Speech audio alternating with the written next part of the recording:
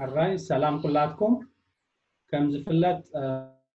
بزحات سدتنياتات حتى تعوض ما بفلاي نوح حلقن حدا جنيان مجدي سجيرهم يوم نتانا يمتشرش تعقبت هذورو وي destination countries بسحو نلومي بزعبات مكرو إرتراويان أب مسجاجرة هذا الحجرة ويدما transit countries نبلن كنزتينا قدمنا ومخدنا مس نفسكم محترا بكم ضغط اللالينا أنا دخل جمر هاي مار تسفالم هابتوي بحال أب يونيفرسيتي مرة بpolitical سنفلتت تمايرة تمرقاو أب إيرترا دما أب Institute of Eritrea Technology كم تحقق زمن مركوينه حدا 4 عام زخون سريحة أب كلتشان عصرتن كاب إيرترا وتيه كاب كلتشان عصرتن سقاب حج دما كم كل إيرتراوي سدتنيا خوينه أب استفاد لها جرات بزحي حجي عد انجليز ليدس ابز بحال كتما يقمد بزا عد مس مصافو بماسترز اب افريكان بيس اند كونفليكت ستاديز اب يونيفرسيتي اوف برادفورد كيره حجي دما ب بي اتش دي اب فورسد مايغريشن جودود سدت بحال بي اتش دي تمهاريا اب ليدس يونيفرسيتي حسب بزبلتناتي ناي ريسيرش بروجكت نتايو ናይ ኤርትራውያን ስደተኛታትን ሓተት ዕቁባ ናብ ዝዓዲ ዝመጹስ እንታይ እዮም ቶም ናብ ዝዓዲ እንግሊዝ ንኽመጹ ዝደፋፍዎም ወይ ዘተባብዕዎም ረቋሒታት ንምርዳእ ዝፍትን ማለት እዩ እዚ መስል ሕፅር ብዝበለትናተ ይዞ ይወት ቀጥለ ነፍሰ ከላሊ ዘር ስላሴ ረድ በሃል ኣነ ከም ተስፋ ዓለም ኣብ تسعان شدشتن كلتشح عبدنا برول وانا اسمرا يونيفرسيتي تمهاراي نيرناي بوليتيكال ساينس كابتومنا يمجمرتا جراجويتي قصيلو نشمنت عامت اب منستر ጉዳያት ወጣይ اب ዲፕሎማሲያዊ ስራሓት ሰሪሐ ካብ ክልተሽሕን ሸመንተን ጀሚረ ድማ ናብ ስደት ናብ ዓዲ እንግሊዝ ይነብር ነዚ ሓለፈ 10 ዓመት ኣብ ናይ ስደት ስራሓት ምስ ስደተኛታት ክሰርሕ ፀኒሐ ማስተርስ ኣለኒ ብፒስ ኤንድ ኮንፍሊክት ስተዲስ ካብ ዩኒቨርሲቲ ኦፍ ብራድፎርድ ብውልቀይ ድማ ኣብ ናይ ትራንስናሽናል ማይግሬሽን ብቆንዱ ናብ ኣብ ጉዳይ ኤርትራውያን ስደተኛታት ዝምልከት መጥናዕቲ የካይደ ኣነ ድማ ህያብ ተክለ ሃይማኖት ዮሐንስ ዝበሃል ኣብ ኤርትራ ኣብ ጂኦግራፊ ودي كون كبيرترا أبز حلف 10 عامات نسودان كيدا مالتي كاب سودان بجبس غيره بجبس حد 3 عامات تقميتها هون عاد انجليز مزيا مالتي لتشان 15 أبز عاد كاب دمت أب سكول اوف اورينتال اند افريكان ستاديز بهال يونيفرسيتي اوف لندن ماسترز بمايجريشن اند دايسبورا ستاديز تماهيره كاو أبز وان زدما أب يونيفرسيتي اوف غلاسكو ب forced migration and international relations department certainly ይመራመር ኣለኹ ማለት ናተይ ቀንዲ ቶፒክ ድማ ንኤርትራውያን ዘጋጥሞም ዘሎ ቻሌንጅስ ወይ ድድሆታት ንኤርትራውያን ስደተኛታት ማለት እዩ ኣብ ዘተኮረ እዩ alright ያ ኣነና ሁላትኩም ሕጂ ብዛዕባ መሰጋገረ ሃገራት ክንዛረብ እንዲና ተቀሪብና ዘለና መጀመሪያ መሰጋገረ ሃገራት ንብለን منين ويكا انتاي مالتنا يو مسغاغير هاغرات ناي سدتنياتات كنبل كلنا مسغاغري هاغرات وي مسغاغري هاغر بانجليز ترانزيت كانتريز زبهالا انتاي مالتيو حانت هاغر كم منطري بايتا نابتا كاله بحفشا خمزي انت نابتن حانت زي ام معبال تركب هاغر كويناس نابتن معبولات هاغرات كم منطر بايتا سدتنياتات حاتت عقبه ويكالوت مايغرانتس زتقوملن هاجر مالتي حجي انتاي يبزي منالبات قرب غنزابه زبليا نابغوربيت هاجر يزبل اتيتي حساب بزناتنا منالبات ابتد حرب تعلالاتنا خنريو نخلينا ابتناتنا زوباس منياتا معبل تخويناس معبال كاب تركب هاجر مصيوم كمساغاغر يزتقوملا هاجر يبلنا ግን كما يمثل كنرينا صحابينا بحفشا ግን ስደተኛታት ወይ ሓተት ዕቁባ ወይ ካልኦት ጉዳታት ስደተኛታት ናብ ካልኦት ሃገራት ዝሰጋገሩለን منطري بايتا تبايلو خجلص يخل حصر بزباله ملكعو مالتي كاله توسخي منالبات كنغزو بزلنا ابتناتنا بفلاي مس مسانا حانت سدتኛ مساغاغر هاجر تبال عبس ناي غزي غدب يقولون ناي حدا مساغاغر هاجر كتكون كلا ناي حدا ناي غله سبات اتاناي مچرشا معلبو هيوتهم زسرعلا هيوتهم زساسيلا علي ملي زبللا هاجر وي حد كتماون كتكون تخيل يا مالتي حد كنريو هنا خلاتي اكزامبلز ابنتات وعسدان كنوسن نخيل مالتي مساغاغر هاجر ابزي ناتنا زوبا قرن افريقيا بخمي مسين زبل حسب بحفشاتي تامر كم مساغاغر هاجر زبل امر ابزناي 2004 ناي مسحفه اوروبا او حبرته تي انارجمنت زبحال ابتن معرباوي سناي معرابن ناي سمين اوروبا هبتامات هاجرات نتنا ب مبرق اوروبا ازنبرا دخاتات هاجرات كاو بنا بيلو نابتي هبتامات معرب ناي معرب اوروبا هاجرات سغاغر زنبره سب نمعغات يلن كم بوليس مسومصو بدحري ابتناتنا زوبا سغيرو مالت حجتناتنا ابتي زوانا زرو هاجرات كم مساغاغر هاجرات كرأي جميرين مالت حج مساغاغر هاجر مالت بتخال ملكعو كاب حانت كللاويت جيوغرافي ناي حانت عاد سغيروس ابتناتنا هاجر كيدو اكسترا تيريتوريال دايمنشنز لو حدا دوب ممصا مالتي زخمي نتن هاجراس كم جيت كيبرز غيركا ابتي زوبا منقساس ناي سدتنياتات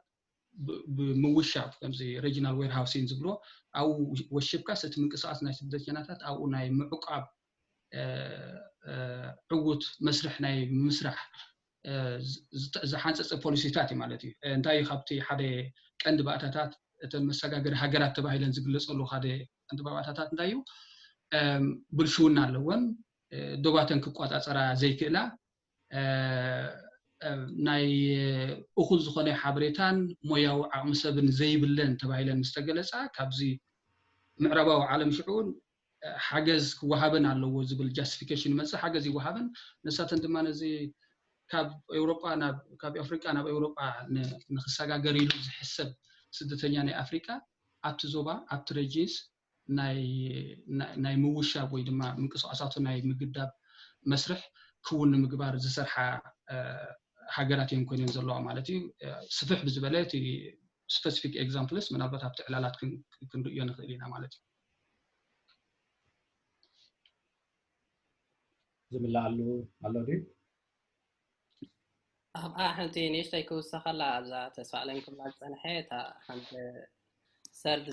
سيف سرد كاونترز بحال كونسبت لو ابتي وحسات هاجرات سغابز بصحو تم سدتنياتات ويتم مايغرانتس نبلوم دلنا ابدي وحسات هاجرات انكلو اب ترانزيت كاونتريز አለው ማለት በቲ ህጋው መለክዕታት ናቱን ተርኢና ያ ማለት ይሳጥራያት حنت ነብኹ ስኻተለ ምናልባሽ ኣብዚ ሓንቱስ ካቢልና ክነብረሃ ዝደሊ ነገራት ገላ ሃገራት ኣለዋ ኣብ ንኣብነት ኣብ ኤሮጳ ኮይነን ከም በዓል ጣልያን ግሪክ ኮይነን ስደተኛታት ዘዘሊሎም ዝኸዱ ከም መፅልሒ ተጠቂሞም ግን ከም ናይ መጨረሻ መቐመጢ ወይ ዴስቲኔሽን ካንትሪ ዘይገብርዎን እዚአን መሰጋገሪ ሃገራት ክንብሎም ንኽእል مسأن مستقبلكم قدمي ناي سامي حتى مهناسي منين تن مسغاغر حاجرات بحالا زلوا حتى تقسنين لا تقسكم من مالتي طبو منالبات انا غلا دخبل كمتي هي بنت تسفع لمن كبلو زصنحو اذن ترانزيت زبحالا حاجرات معاريو خني كاب افريقيا وفيكا ذنا بيروبا زلوا خنا خمسغاغر نتقمل له زقومولن كان ترانزيت ستيتس كبحالا كالا دين زبحال حتى مجمرتا زبلص خوينو زرأيني كاب ايرتراسي نسدت مسوطو سبات بين بيلوم يحالفون اب زبحال انترينا طبق خوينو يرأيني حدا ابسس قفلنا خنريان نخيلنا من الباترا بعيد ما نبيرو اغطنا خنصغر نخيل تن قداموت نبلن مس ايرترا ناي دوب ركب زلون مالتين غوربيت ايرترا زخنا مالتين ياتن منين ኢትዮጵያ አላትና ሱዳን አለና በባህር መስን ጅቡቲውን አለና ማለት በባህር መስን መጽውን የመንን ሱዑዲያን አለዋና ብዙሕ ግዜ ሕጂ ሰባት ካብ ኤርትራ ወጡ ከለው በቀዳምነት ናብዚአን ሃገራት ዚኣተን እዮም ገጾም ዝሰግሩ ምክንያቱ እቲ ሓደ እቲ ናይ ጂኦግራፊ ቅርበት ስለ ዘሎ ማለት እዩ እቲ ካልኣይ ድማ ተመሳሳልነት ናይ ቋንቋ ኣሎ ናይ ባህሊ ኣሎ ናይ ታሪክ ኣመጣጥኣ እውን ኣሎ ትሌላታት ኣሎ ኣብ መንጎ ህዝብታት ንሱ ነዚ ዕድላት ተጠቂሞም ድማ ናብዘን ሃገራት ገጾም ይኸዱ ካብዚ ሰጊሮም እውን ከምዚ ተስፋ ኣለም ክብሎ ዝፀንሐ ወላኮ ንግዚኡ መፃንሒ ሃገራት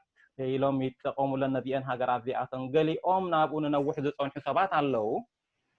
ገሊኦም ድማ ካብኡ ብዝተፈላለየ ምክንያታት ፀኒሕና ክንምለሶ ንኽእል ንኸውን እንታይ እቲ ምክንያታት ዝበሃል ካብኡ ድማ ይሰግሩ ኣብነት ሕጂ ንኣብነት ናብ ኢትዮጵያ እንተዳሪእና ኢትዮጵያ ቢሎም ንኬንያ ዝኸዱ ኣለው ንኡጋንዳ ዝኸዱ ኣለው ብኡ ቢሎም እውን ክሳብ ኣንጎላ ገጾም ዝኸዱ ኣለው ሓሊፍካ ብሱዳን ምስ ትመፅእ እውን ካብ ሱዳን ቢልካ ንግብፂ ዝኸዱ ኣለው ንሊብያ ዝመፁ ኣለው ካብ ሰሜን ሱዳን ድማ ንታሕቲ ገጾም ዝወርዱ ንደቡብ ሱዳን ገጾም ዝኸዱ እውን ኣለው ማለት እዮም ብመገዲ ብሳልሳይ ደረጃ ክሪኣ ዝኽእላ እውን ኣለዋ ማለት እዮም ሕጂ ከምዚ ዝበሃል ዝፀንሐ ኣብ ኢሮጳ ገርና ክሰግድ ኢና ማለት እዩ ብመገዲ ሊብያ ቢልካ ናበይ ይኽየድ ንኢሮጳ ማለት እዩ ሕጂ ካብ ኢሮጳ እውን ነይቲ ሃገር ኢሮጳ ካብ ነይቲ ናበይ ሕጂ ኣብነት ብጣልያን ቢሎም ፈረንሳ ቢሎም ወይ ናብ ስካንዲኔቪያን ገጾም ዝኸዱ ኣለው ወይ ድማ ናብ እንግሊዝ ዝመፁ ኣለው ማለት እዮም ከም መሰጋገሪ እዮም ዝጥቀሙለን ናብቲ ናይ መጨረሻ ቦታ ናቶም ንክሳብ ዝበፅሑ ሕጂ እዚ ሓደ ኮይኑ ንምንታይ እዮም እዞም ሰባት እዚኣቶም ኣብታ መጀመርታ ዝኣተውዋ ኮፍ ዘይብሉ ንምንታይ ካብ ካልእ ሃገር ካብታ ካልኣይቲ ሃገር ናብ ሳልሰይቲ ሃገር ናብ ራዕበይቲ ሃገር ገጽካ ይስገር ንዝበሃል እዚ ተስፋ ኣለም ጠቂስዎ ፀኒሑ ኣቀድም ቢሉ እቲ ኣብቲ ዓዲ ዘሎ ብሕጂ እውን ንገልፆ ንኸውን ኣብቲ ዓዲ ዘሎ ሕማቅ ዕድላት እዩ ሕማቅ ኣጋጣሚታት ሕማቅ ኩነታት እዩ ሓደ ተጣብኦታት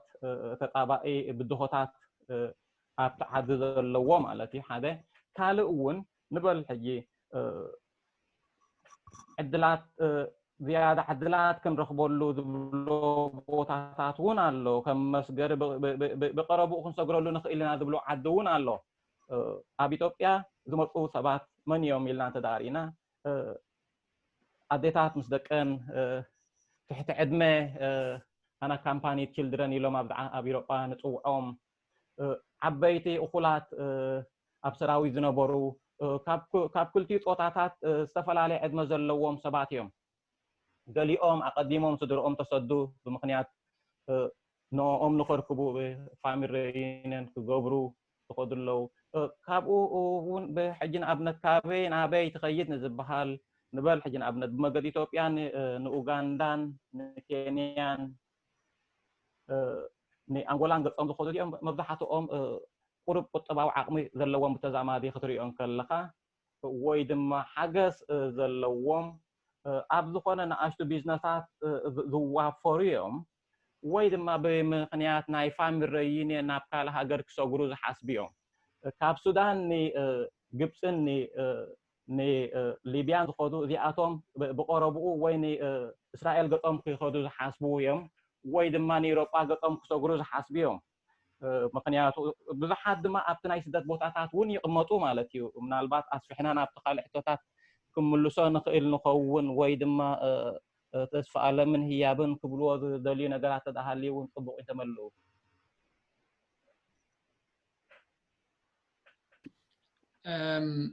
እንታይ ኣላ ሓንቲ ኣብ ዩጋንዳ ዝነበሩ ኩሉ ኣነ እንታይ ነይሩ ካብ እስራኤል ዝስጎጉ ነይሮም ብቮለንታዊ ምምላስ ተባሂልካ ኣብ ዩኒቨርሲቲ ኮማ እትወለኹ ካብ እስራኤል ተሰጊጎም ናብ ኣፍሪቃ ዝምለሱ ነይሮም ማለት ሕጂ ዝበዝሑ ናበዮም ዝኸዱ መጀመርያ ናብ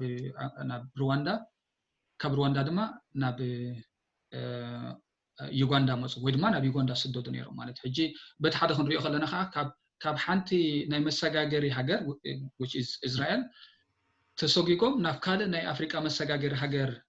ዝኸዱ ኤርትራውያን እውን ነይሮምና ማለት ሕጂ በዚ ከዓ ዩጋንዳን ሩዋንዳን ሱዳን እውን ሳም ኤክስተንት ምክንያቱ እቲ ሰርክል ሓንቲ ሓደ ሙሉእ ዓንከል እዮም ዝፈጥሩ እቲ ጉዕዞ ክትሪኦ ከለካ ካብ ሱዳን ናብ እስራኤል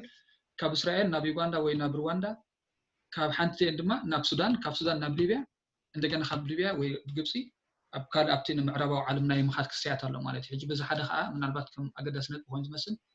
ተሰጊጎምሲ ከም መሰጋገሪ ሃገር ዝጥቀሙለን ካልኣይ መሰጋገሪ ሃገር ዝጥቀሙለን ኮይነን ውን ይቀርበያን እዘን ሃገራት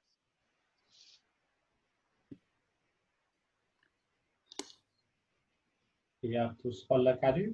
ኣብኣ ሓንቲ ንእሽተይ እንታይ መወሰኽኩ እተን መሰጋገሪ ሃገራት ክንብል ከለና ሕጂ ከም ሙቭመንት እቲ ሞቢሊቲ ናይቶም ማይግራንትስ ንብሎም ወይ ሬፊጂስ ንብሎም ዘለና ሓደ ዳይሬክሽን ጥራይ ዝሓዘ ኣይኮነን ኣብነት ካብ ኤርትራ ንኤውሮጳ ጥራይ ምኻድ ኣይኮነን ወይ ካብ ኤርትራ ንኣሜሪካ ወይ ንኻልእ ምኻድ ጥራይ ኣይኮነን ኣብነት ካብ ኤርትራ ብሱዳን ገይሮም ናብ ግብፂ ዝበፅሑ ካብ ግብፂ ንሱዳን ውን ክምለሱ ይኽእሉ እዮም ካብ ኣብ እስራኤል ዘለዉ ውን ንሱዳን ኡጋንዳ ክምለሱ ይኽእሉ እዮም ካብ ሊብያ ውን ኩነታት ምፅንከረ ብፍላይ ኣብዚ እዋን እዚ ማለት እዩ ንሱዳን ኡጋንዳ ንጫት ዝኸዱ ውን ኣለዉ ማለት እዩ ሕጂ ሓደ ዳይሬክሽን ዝሓዘ ጥራይ ኣይኮነን እቲ ሞቢሊቲ ምናልባት ግዜ ክሳከ ንገብር ምር ወላ ንባዕሉ ኣብቲ መጀመርያ ኣይጥቐስናያን ከይንኸውን እምበር ንባዕሉ እቲ ኣምር እቲ መሰጋገሪ ሃገር ዝብል ኣምርሲ ዳርጋ ካብዚ ምዕራባዊ ዓለም ዝፈለቐ ዝመፀ ኣምር እዩ ናይ ሓደ ናይ ኤውሮጳዊ ሕብረት ወላ ከም ኤግዛምፕል ንሕርወሲ ኒያስ ናይ ኤውሮጳዊ ሕብረት ፖሊሲ ኣብቲ ዞባ ምንቅስቃስ ናይ ስደተኛታት ኣብቲ ዞባ ጥራሕ ተወጊኑ ተሓፂሩ ከም ዝተርፍ ናይ ምግባር ዕላማ ተግባራዊ ንምዃን ዝወፀ ፖሊሲ ማለት እዩ ከም ወላቲ እዚ ትራንዚት ሃገር ትበሃል ማለት እዩ ትራንዚት መሰጋገሪ ሃገር ያ ዶባይ ትቆፃፀር ናይ ዓቕሚ ሰብ የብላን ኢንስቲቱሽናል ከም ዝትካላዊ ዓቕሚ የብላን ብልሽውና ዘለዎ ዓድያ ስለዚ ገንዘብ ንሓባ እቲ ኢንስቲቱሽናል ካፓሲቲ ቢልዲንግ ዝብልዎ ሓገዛት ይገበረሎም ኢኩዊፕመንት መሳርሒታት ንሃቦም ገለ እንዳተባሃልካ ናይ ፖሊሳ ናይ ዶባት ናይ ምቁፅፃር ከም ዝተረቐቐ ዘመናዊ ዝኾነ መሳርሒታት ብምሃብሲ ናብቲ ምዕራባዊ ዓለም ንኸይከዱ ዝግበር ናይ ፖሊሲ ራሽናል ዘለዎ ሓደ ፖለቲካዊ ኣምሪ ማለት እዩ ሕጂ ከምዚ ነፃ ዝኾነ ኒውትራል ዝኾነ ኣምሪ እውን ኣይኮነን ኤውሮጳዊ ሕብረትን እዘን ናይ ግሎባል ኖርዝ ንብለን ሃገራትን ንፖሊስናትን ኣብ ተግባር ንኸውዕላሉ ዝጥቀማሉ ሓደ ባዕለን ዘማዕበልኦ ሓደ ዴቨሎፕመንት ሓደ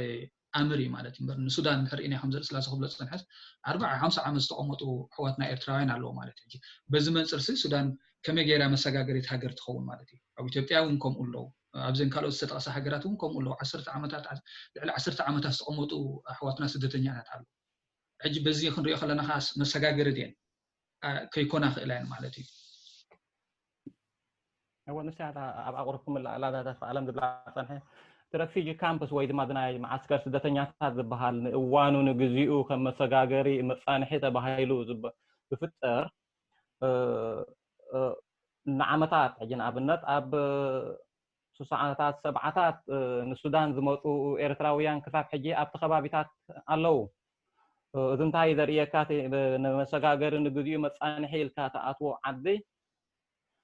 ምናልባት ናይ ኩሉ ግዜ እውን ክኸውን ይኽእል ምናልባት ብድሕሪ ሕጂ ዝሕተት ሕቶታት ኣፀቢቕና ነብርሆ ንኸውን ግን መሰጋገሪ ወላ ተባሂሉ ሳይገበር እምበር ዳርጋ ንብዙሓት ናይ ኩሉ ግዜ መቐመጥ እውን ይኸውን እዩ ሰዓት ሓሕዛ ቤልናሲ ፅቡቕ እንዲሆም ገሊጥኩሞ መሰጋገሪ ሃገራት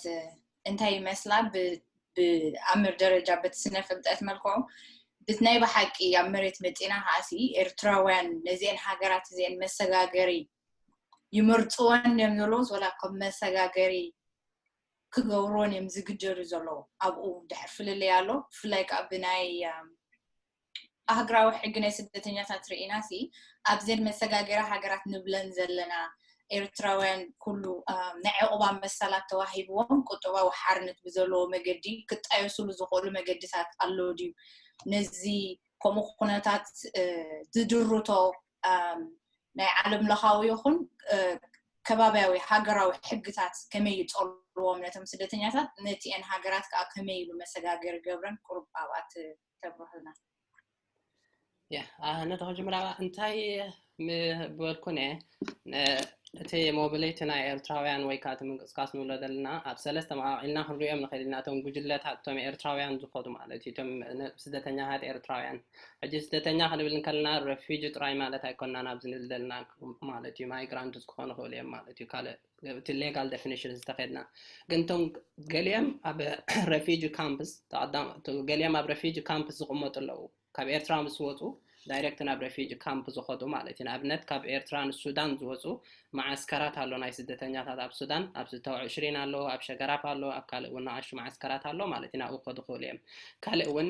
ኣብ ኢትዮጵያ እውን ልዕሊ 23 ريفيجي كامبስ ከም ዘሎ ይሕበር ኣብ ገለ መፅናዕ ክሳይ መፅናዕታት ረኣኽዎ ማለት እዩ ኣብ ዩጋንዳ ኣሎ ማዓስከራት ኣብ ኬንያ ካኩማ ዝበሃል ሓደ ዓቢ ማዓስከር ኣሎ ብዙሓት ኤርትራውያን እውን ክህልው ይኽእሉ እዮም ልዕሊ 190,000 ስደተኛታት ዝቕመጡሉ ማዓስከር እዩ እዚ ኣብቲ ማዓስከራት ሕጂ መብዛሕትኡ እዋን UNHCR ነቲ ናቶም ሲትዌሽን ሃንድል ዝገብሮ UNHCR ነቲ ረፊጂ ስታተስ ናቶም ዲተርማይን ዝገብር UNHCR ዝኾነ ሰርቪስስ እንተልይኽዎም ዝኽእል ማለት እዩ ብዙሕ ቻለንጅስ እውን ኣለዎም ኣብኡ ማለት እዩ ብዙሕ ፀገማት ብዙሕ ብድሆታት እዩ ዘጓንፎም ሓደ ኣብ ሓፂር ግዜ ዘይውዳእ ሓደ ኣሳይለም ሲስተም ኢኻ ተኣቱ ኣብኡ ብሬጅስትሬሽን ጀሚርካ ማዓት ሕቶታት ኢንተርቪው ደገለ ማዓት ፕሮሰሳት ኣለዎ ማለት እዩ ነዊሕ ዝኾነ ፕሮሰስ ክወስድ ይኽእል كله قليم معسكرات كم بريدنج جراوندز ناي ترافيكرز كوينن كومو يدعلل لنا ابنت شجراب نترينا مالتي ترافيكرز كله خوليما او ويسن هيمان سماغلر سون كله خوليما مالتي او وين كله بزح زغمات كغان فخل كله وين كابتم هوست كوميونيتي وين كمزيام زغمات فترة لمون كله خوليما مالتي بتمع عسكرات سي هذا عصوا ايكونن وي سكير دخنه كستا ايكونن مالتي اتم كالوت ጉጅለ ሕጂ እንታይ ክብል ካልኦት ካንታይ ክንብል ንኽእል ሰልፍ ሰትል ዝኾኑ ረፊጂስ እውን ኣለዉ ኤርትራውያን ኣብ ዘንብለን ዘለና ትራንዚት ካውንትሪስ ማለት እዩ ባዕሎም ንኣብነት ካብ ኤርትራ ምስ ወፁ ኣብ ማዓስከር ካብ ክንዲ ምኻት ካርቱም ሓሊፎም ኣብ ሱዳን ንኣብነት ኣብ ካርቱም ዝቕመጡ ኣለዉ ወይ ኣብ ማዓስከራት ንሓፂር ግዜ ፀኒሖም ኣብተን ከተማታት ከይዶም ኣብ ካርቱም ጥራይ ኣይኮነን ኣብ ከሰላ እውን ገለ ብዙሕ ቦታታት ኣለዉ ማለት እዩ ኣብ ኢትዮጵያ እውን ከምኡ ኣብ በዓል ኬንያ እውን ከምኡ ኣሎ ማለት እዩ ጉድና ይኮነና ማዓስከራት ዝቕመጡ እዚኦም ሰልፍ ሰትል ንብሎም ዘለና ሕጂ መብዛሕትኡ እዋን ኣብ ባዕሎም ዝፈጠርዎ ናይ ሶሻል ኔትወርክ ክኸውን ይኽእል ባዕሎም ዝፈጠርዎ ናይ ንጥፈታት ናይ ቁጠባ ክኸውን ይኽእል ኣብኡ ተፀጊዖም እዮም ትነብሩ UNHCR ክረኽቦም ኣይክእልኒ ኣብ ብዙሕ ፀገማት ኢኻ ደጓንፎም ኣብኡ ማለት እዩ ግፋ ኣሎ ንኣብነት ከም ኣብነት እንተወሲድና ሱዳን ተገፊፍካ ምእሳር ኣሎ ዲፖርቴሽን ኣሎ ካብ ሱዳን ኤርትራ ምምላስ ኣሎ ኣብ ኢትዮጵያ እውን ከምኡ ፀገማት ኣሎ ማለት እዩ ብዙሕ ፀገማት ዘጋጥሞም ምክንያቱ ዝኾነ ፕሮቴክሽን የብሎም ዝኾነ ሌጋል ስቴተስ የብሎም ማለት እዩ ኣብኡ ተሓቢኦም እዮም ኣትዮም ዘለዉ ማለት እዩ ካልኦት ታሳልሰይቲ ናይ መወዳእታ እንታይ ክንብል ንኽእል ሰሚ ትራንስናሽናል ዝኾኑ ወይ ካብ ቦታ ናብ ቦታ ዝንቀሳቐሱ ስደተኛታት እውን ኣለዉ ንኣብነት ካብ ሱዳን ንግብፂ ዝኸዱ ወይ ካብ ሱዳን ንዱባይ ገለ ተንቀሳቒሶም ዝኾነ ናይ ቢዝነስ ኣክቲቪቲስ ዝገብሩ ክህልው ይኽእሉ እዮም ማለት እዩ ኣብ በዓል ዩጋንዳ ኣብ በዓል ሚድል ኢስት መብዛሕትኡ እዋን ማለት እዩ እዚኦም እውን ናቶም ፀገማት ኣለዎም ብዙሕ ፀገማት ክጓንፎም ይኽእል ብፍላይ ካብ ኣብቲ ቦርደሪንግ ኢሹ ናይተን ሃገራት ማለት እዩ መንቀሳቐሲ ከድልዮም እዩ ፓስፖርት ብኸመይ የውፁ ብኢሌጋል ድዮም ክኸዱ ብዘይ ሕጋዊ መንገዲ ወይስ ሕጋዊ መንገድታት እዮም ክረኽቡ ካልእ ናይ ኤክስፕሎይቴሽን ነገራት እውን ክህሉ ይኽእል ኣብቲ ናቶም ስራሕ ማለት እዩ ኣብቲ ዝቕመጡለን ዓዲ ዝበፅሕዎን ዓድታት ነዊሕ ዝቕመጡ እንተኮይኖም ናይ ሬሲደንስ ፐርሚት ኢሹስ እውን ኣሎ ማለት እዩ መንበሪ ፍቃድ ከይረኽቡ ክኽእሉ እዮም ክንፀጉ ክኽእሉ እዮም ማለት እዩ እዚ ብሙሉ ንብሎ ዘለና ሕጂ ኣብ ሰለስተ ከፋፊልና እንተሪእናዮም እንታይ እየ ዝብል ዘለኹ ኣብ ማዓስከራት ዝቕመጡ ኤርትራውያን ኣለዉ ኣብ ሰልፍ ሰትል ዝኾኑ ከተማታት ዝቕመጡ ስደተኛታት እውን ኣለዉ እቶም ሰሚ ትራንስናሽናል ለወደልና ዝንቀሳቐሱ እውን ኣለዉ ሕጂ ቻሌንጅስ ጥራይ ኣይኮነን ዘለዎም ካልእ ፕሮቴክቲቭ ዝኾነ ፋክተርስ እውን ኣለዎም ብልጫታት ኣለዎም ማለት እዩ ፅቡቕ ባታታት እውን ኣለዎ ኣብኡ ኣስፋ ሓቢሩ ክገልፀና ናብ ተስፋ ዓለም መሕለፍ እኳ ነይረ ነፃ ሕቶ እዚኣ ናብኣ መሕላፍና ሲ ኣፍታ መሰጋገሪ ዘብለን ነዘን ሃገራት እዚአን ነዚኦም ዝተፈላለዩ ሰለስተ ጉጅለታት ናይ ስደተኛታት ሕጂ ሲ ናቶም ውልቃዊ ምርጫን ከምኡውን ናይቲ ኣብተን ሃገራት ዘለውን ድሩትነትን ዝመፅእ ዘሎ ምትሕንፋጥ ናይ ሕግታትን ናይ ዕንቅፋታትን ኣወሃሂድ መሰጋገሪ ዝኾና ክንብል ንኽእሉ ኣብኣ እንታይ ምልኩን እየ ሕጂ ኣብቶም ንብሎም ዘለና ንኣብነት ማይግራንትስ እንተኮይኖም ብፍላይ ወይ ረፊጂስ እንተኮይኖም ኣብ ረፊጂ ትናቶም ሞቢሊቲ ምርጫ የለን መብዛሕትኡ ግዜስ ብሓደ ዴስቲኔሽን ክመርፁ ይክእሉን እዮም ከምኡ መሪፅካ ትኸደሉ መንገዲ የለን ማለት እዩ ብሕጋዊ መንገዲ ይኮኑን ዝኸዱ ዘለዉ ማለት እዩ ወይ ካብ ኤርትራ ንሱዳን መሪፆም ኣይኮኑን ድመፁ ወይ ከዓ ኢትዮጵያ እቲ ፕሮክሲሚቲ ከምዚ ክብሎ ዝፀንሐ ስላሴ ናብቲ ዶብ ቀረባ ናይ ሱዳን ስለ ዘለዉ ናብ ሱዳን ክመፁ ክእሉ እዮም ማለት እዩ ኣብ ገለ እዋናት ግን ኣብ ሳሕቲ ማለት እዩ መሪፆም ናብአን ዝኸዱ እውን ኣለዉ ንገለ ሰርቪስስ ማለት እዩ ንኣብነት ካብ ሱዳን ኢትዮጵያ ኸይዶም ዲቪ መጺዎም ዲ ካልእ ዕድላት ወይ ስፖንሰርሺፕ ዲ ካልእ መጺዎም ካብን ከም ትራንዚት ክጥቀሙለን እንተደልዮም ካብ ሓንቲ ትራንዚት ካውንትሪ ናብ ካልእ ትራንዚት ካውንትሪ ይኸዱ ማለት እዩ ንገለ ዕድላት ንኣብነት ከም ዝበልኮ ወይ ዲቪ ክኸውን ይኽእል ፋሚሊ ሪዩኒየን ኢሹስ ክኸውን ይኽእል ካልእ እውን ከም ስፖንሰርሺፕ እውን ክኸውን ይኽእል ማለት እዩ ትቀንዲ ግን እቲ ጀነራል ክንሪኦ ከለና ግን እቲ ዝበዝሐ ስደተኛ ኤርትራዊ መሪፁ ዝኸደላ ቦታ ወይ መሪፁ ሰትል ዝኮናላ ቦታስ ክህላ ዘሎ ኮይኑ ይስማዓኒ ማለት እዩ ምናልባት ሸርዓት ምስፈላ ዓንት ወይ ዘብስላሰብ ጥቂስዎም ነይሩ እቶም ሰባት ክወፅእ ከለዉ ናብ ዝተፈላለየ መሰጋገሪ ሃገራት ሓደ ነገራት ኣብ ግምት ዝኣቱ ነገር ኣሎ ኢሉ ነይሩ ንኣብነት ቁጠባዊ ሓይሊ ናይቶም ሰባት ማዕረፍ ክንደይ ቁጠባዊ ሓይሊ ኣለዎ ወይ ብደገ ክስደደሎም ይኽእል ዓይነት ሰባት እውን ታሕቲ ዕድመ ድዮም እኩላት ድዮም ርእሶም ክኽእሉ ድዮም ሳልሳይ እውን ዕላማ ንምንታይ እዮም ዝወፅእ ዘለዉ ክሰጋገሩ ንኤውሮጳ ንገለ ክኸዱ ድዮም ወይ ከዓኒ ንስድራ ቤት ናይ ምጥርናፍ ሕቶ ድዩ እዚታት ኣብ ግምት እቴታ ሕጂ እተን መሰጋገሪ ሃገራት ንብለን ክንፈልየን ንኽእል ዶ ንኣብነት እዚኦም ኣብ በዓል ዩጋንዳ ዘለዉ ስኒ እዚ ዝዓለመ እዩ ናብ ሱዳን ዘለዉ እዚ ዝዓለመ እዩ ኣብ ሊብያ ዘለዉ እዚ ዝዓለመ እዩ ኣብ ኣንጎላ ዘለዉ እዚ ዝዓለመ እዩ ኢልናስ ክንሪአን ንኽእል ዶ ምናልባት ተስፋ ዓለም ድሓር ኣብቲ ፕሮቴክቲቭ ክትዛረብ ቁርብ ምስ ኣላጊዮ ናብታ መጀመርታት ሕጂ እንታይ እዩ ካብ ኤርትራ እንዳወፁ ከለዉ ኣማራፂ የብሎምን ምክንያቱ ብሕጋዊ መገዲ ስለዘይትወፅእ ኣብተን ጎረቤት ሃገር እዮም ዝኸዱ እተን ጎረቤት ሃገር ከኣዘን ዝበልናየን ማለት እየን ኢትዮጵያ ኣላ ሱዳን ኣላ ጅቡቲ ኣላ ብቀይሕ ባሕሪ ቢልካ እውን ንማእከላይ ምብራቅ ገፅካ ምስጋር ኣሎ እቲአን ከም መፃንሒ ሃገራት ኮይነን ግን እቲ ኣወፃፅኣ ምክንያታት ስለዝፈላለ ገሊኦም ንፋሚሊ ሪዩኒየን ኢሎም ዝወፁ ሰባት ኣለዉ ኣበየናይ ቦታ ቪዛ ክርከብ ከኣል ዝበሃል ሳያት ኣሎ ኣበየናይ ቦታ ናይ ነይቲ ሃገር እቲ ቀንዲ ስፖንሰር ኣበየናይ ሃገር ኣሎ ብኡ መሰረት ድማ ኣበየናይ እቲ ሃገር ተዳኣፈትኩ እንተኸይደ እቲ ቪዛ ክረክብ ይከኣል ዝበሃል ኣሎ ሓደ ካልእ እውን ከምዚ ሳምሶም ትብሎ ፀናሕካ እውን ኣብነት ደቡብ ሱዳን ንውሰድ ኣንጎላ ንውሰድ ኡጋንዳ ንውሰድ ማለት እዮም መብዛሕትአን እዚአን ደቡብ ኣፍሪቃ ገፅካ ኪት እዚኣቶም ኣብዚ ቦታታት ዝኸዱ መብዛሕትኦም ቁጠባዊ ዓቕሚ ዘለዎም እዮም ወይ ብቤተሰብ ወይ ድማ ካብ ዓዲ ሒዞሞ ዝወፀ ቁጠባዊ ሓይሊ ዘለዎም ኣብ ወፍሪ ገፆም ዝኸዱ እዮም ወይ ድማ ናይ ፋሚሊ ሪዩኒየን እውን ኣሎ ካልእ እውን ናይ ትምህርቲ ሰያት ኣሎ ሰሜን ገፅና ተደኣ ከይድና ንግብፅን ሊብያን ተደኣ መፂና ግን እዚኦም ሰባት እዚኣቶም ብቐንዱ እውን ኣብ ናይ ሊብያ ጉዳይ ተደኣ መፂና ኣማራፂ ዘይብሎም ንብዙሕ ሓደጋታት ተቃሊዖም ብሳህራን ብመገዲ ጨወይትን ሳይ እንዳኾኑ ዝመፅዎ እዩ ምክንያቱ ካልእ ዕድላት ስለዘይብሎም ሂወቶም ናብ ሓደጋ ኣውዲቖም እዮም ናብ ሊብያ ዝመፁ ንኤውሮጳ ገፆም ንክሰግሩ ማለት እዮም ንሪኦ ዘለና ዓመት መፀ ኣብ ባሕሪ ናይ ሜዲተራንያን ሲ ዝሞቱ ዘለው ኣሕዋትና ምክንያቱ ኣማራፂ የብሎምን መሪፆም ዘይኮኑ ንሳያት ኣንኮ ብመገዲ ግብፂ ዝኸዱ እውን ምክንያቱ ኣብ ሲናይ ዘጋጥም ዘሎ ፀገማት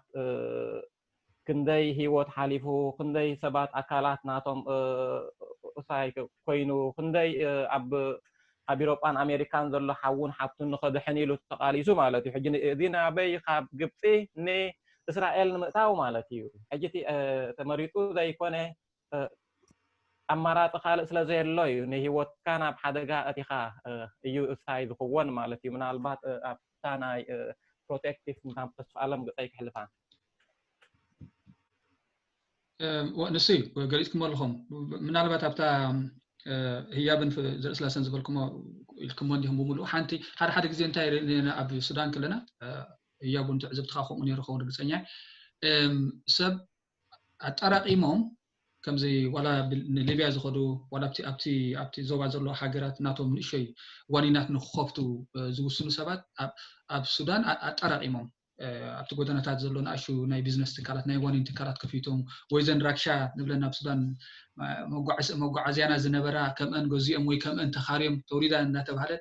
ኣጠራቂሞም ኣብቲ ዞባ ናቶም ቢዝነስ ዝኸፍቱ ብዙሓት ኤርትራውያን እውን ኣለዉ ማለት እዩ ሕጂ ምናልባት ሓደ ግዜ ንሕና ኣብቲ بزي أبز ويسترن أبز معربة وعالم تحزر ناي ميديا خساون ولا إيرترانكم عينت كسادنا زوز إيرتران ولا نتفرق خامسة أبز نوزي أوروبا وين أبز معربة وعالم يكونون زموس أبز زوبان لو أبز ما خلاي مبرا أبتناتنا ناي زوبا قرن أفريقيا أبز خلا ناي عبيتي ناي زوبا مبرا قرن أفريقيا زبها المالتي حجي بعلم ما ترى إما بقولكم تبلحيتم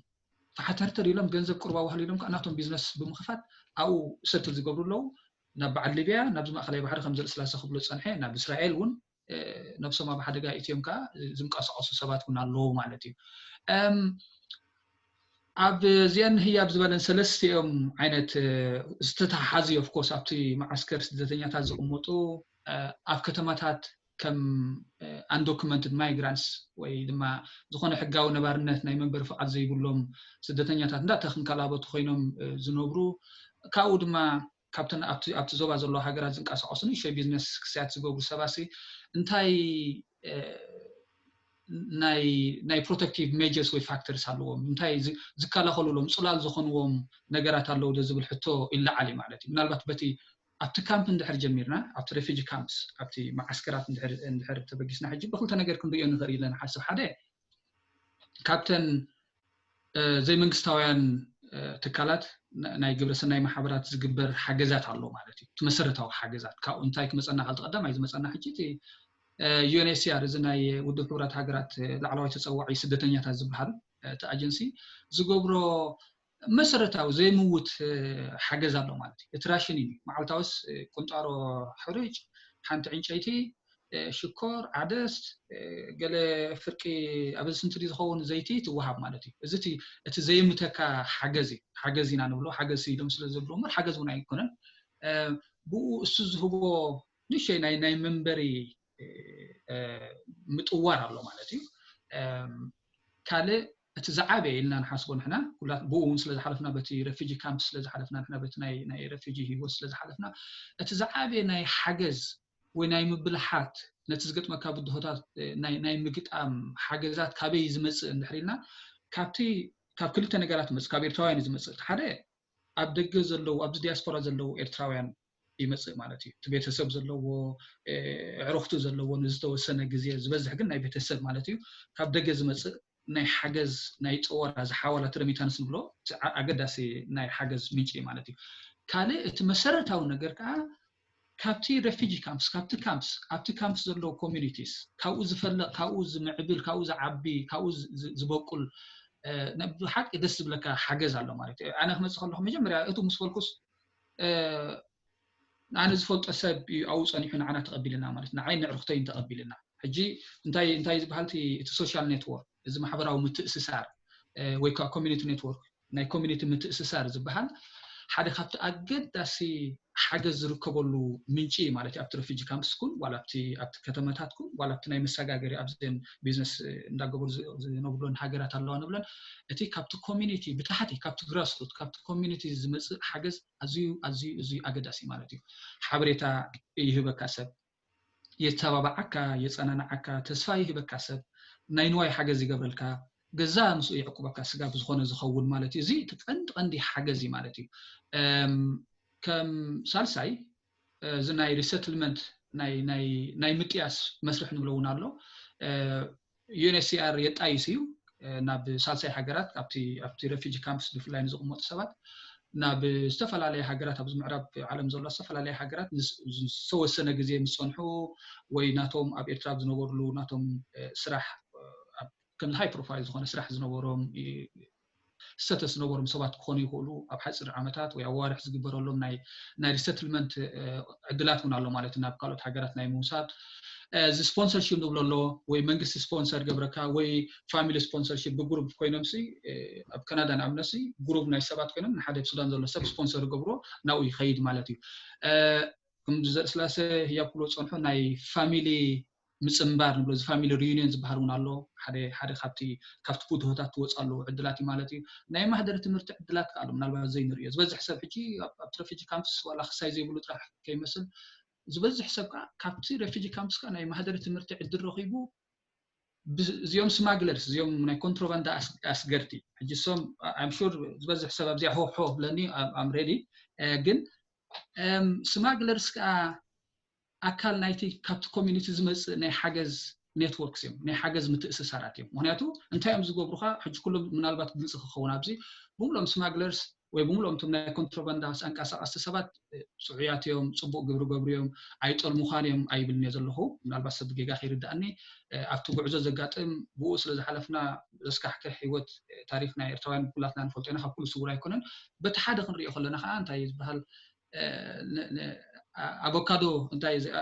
ተጠባቀ ናይ ሸይጣን ምዃን ዝበሃል ብቋንቋ እንግሊዝ ነቲ ንምንቅስቃስ ናትና ውን ይኽእሉ ወይ ማንነተይ ታሪክ ክርግ ከለኹስ ካብ ኤርትራ ክወፅእ ከለኹ ካብ ኤርትራ ስጋብ ካርቱም ዝኸይድ ዋላ ስጋብ ቻይና ዝኸይሲ ስማግለርስ እዮም ንዓይ ሓጊዞም ማለት እዩ ሕጂ ከም ኢነብል ይገብሩኻ እዮም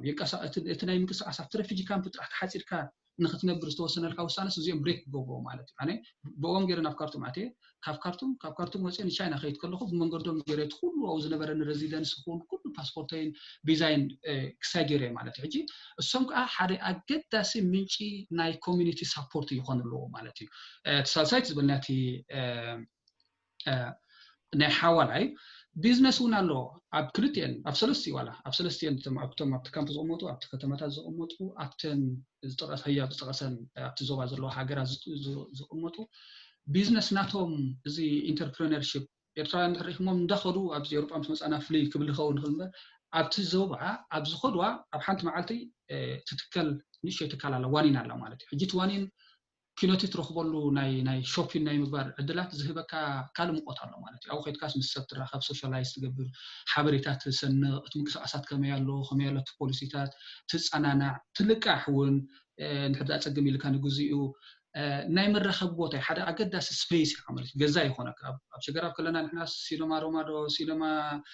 ኢንፎሎዶ ሲኖማ ገለ ዝበሃል መዓት ሲኖማታት ነይሩ ኩዕሶ ትሪእሉ ፑል ትፃወተሉ ሰባት ትረኽበሉ ሕዋትካ ትረኽበሉ ሓደ ኣገዳሲ ባእታ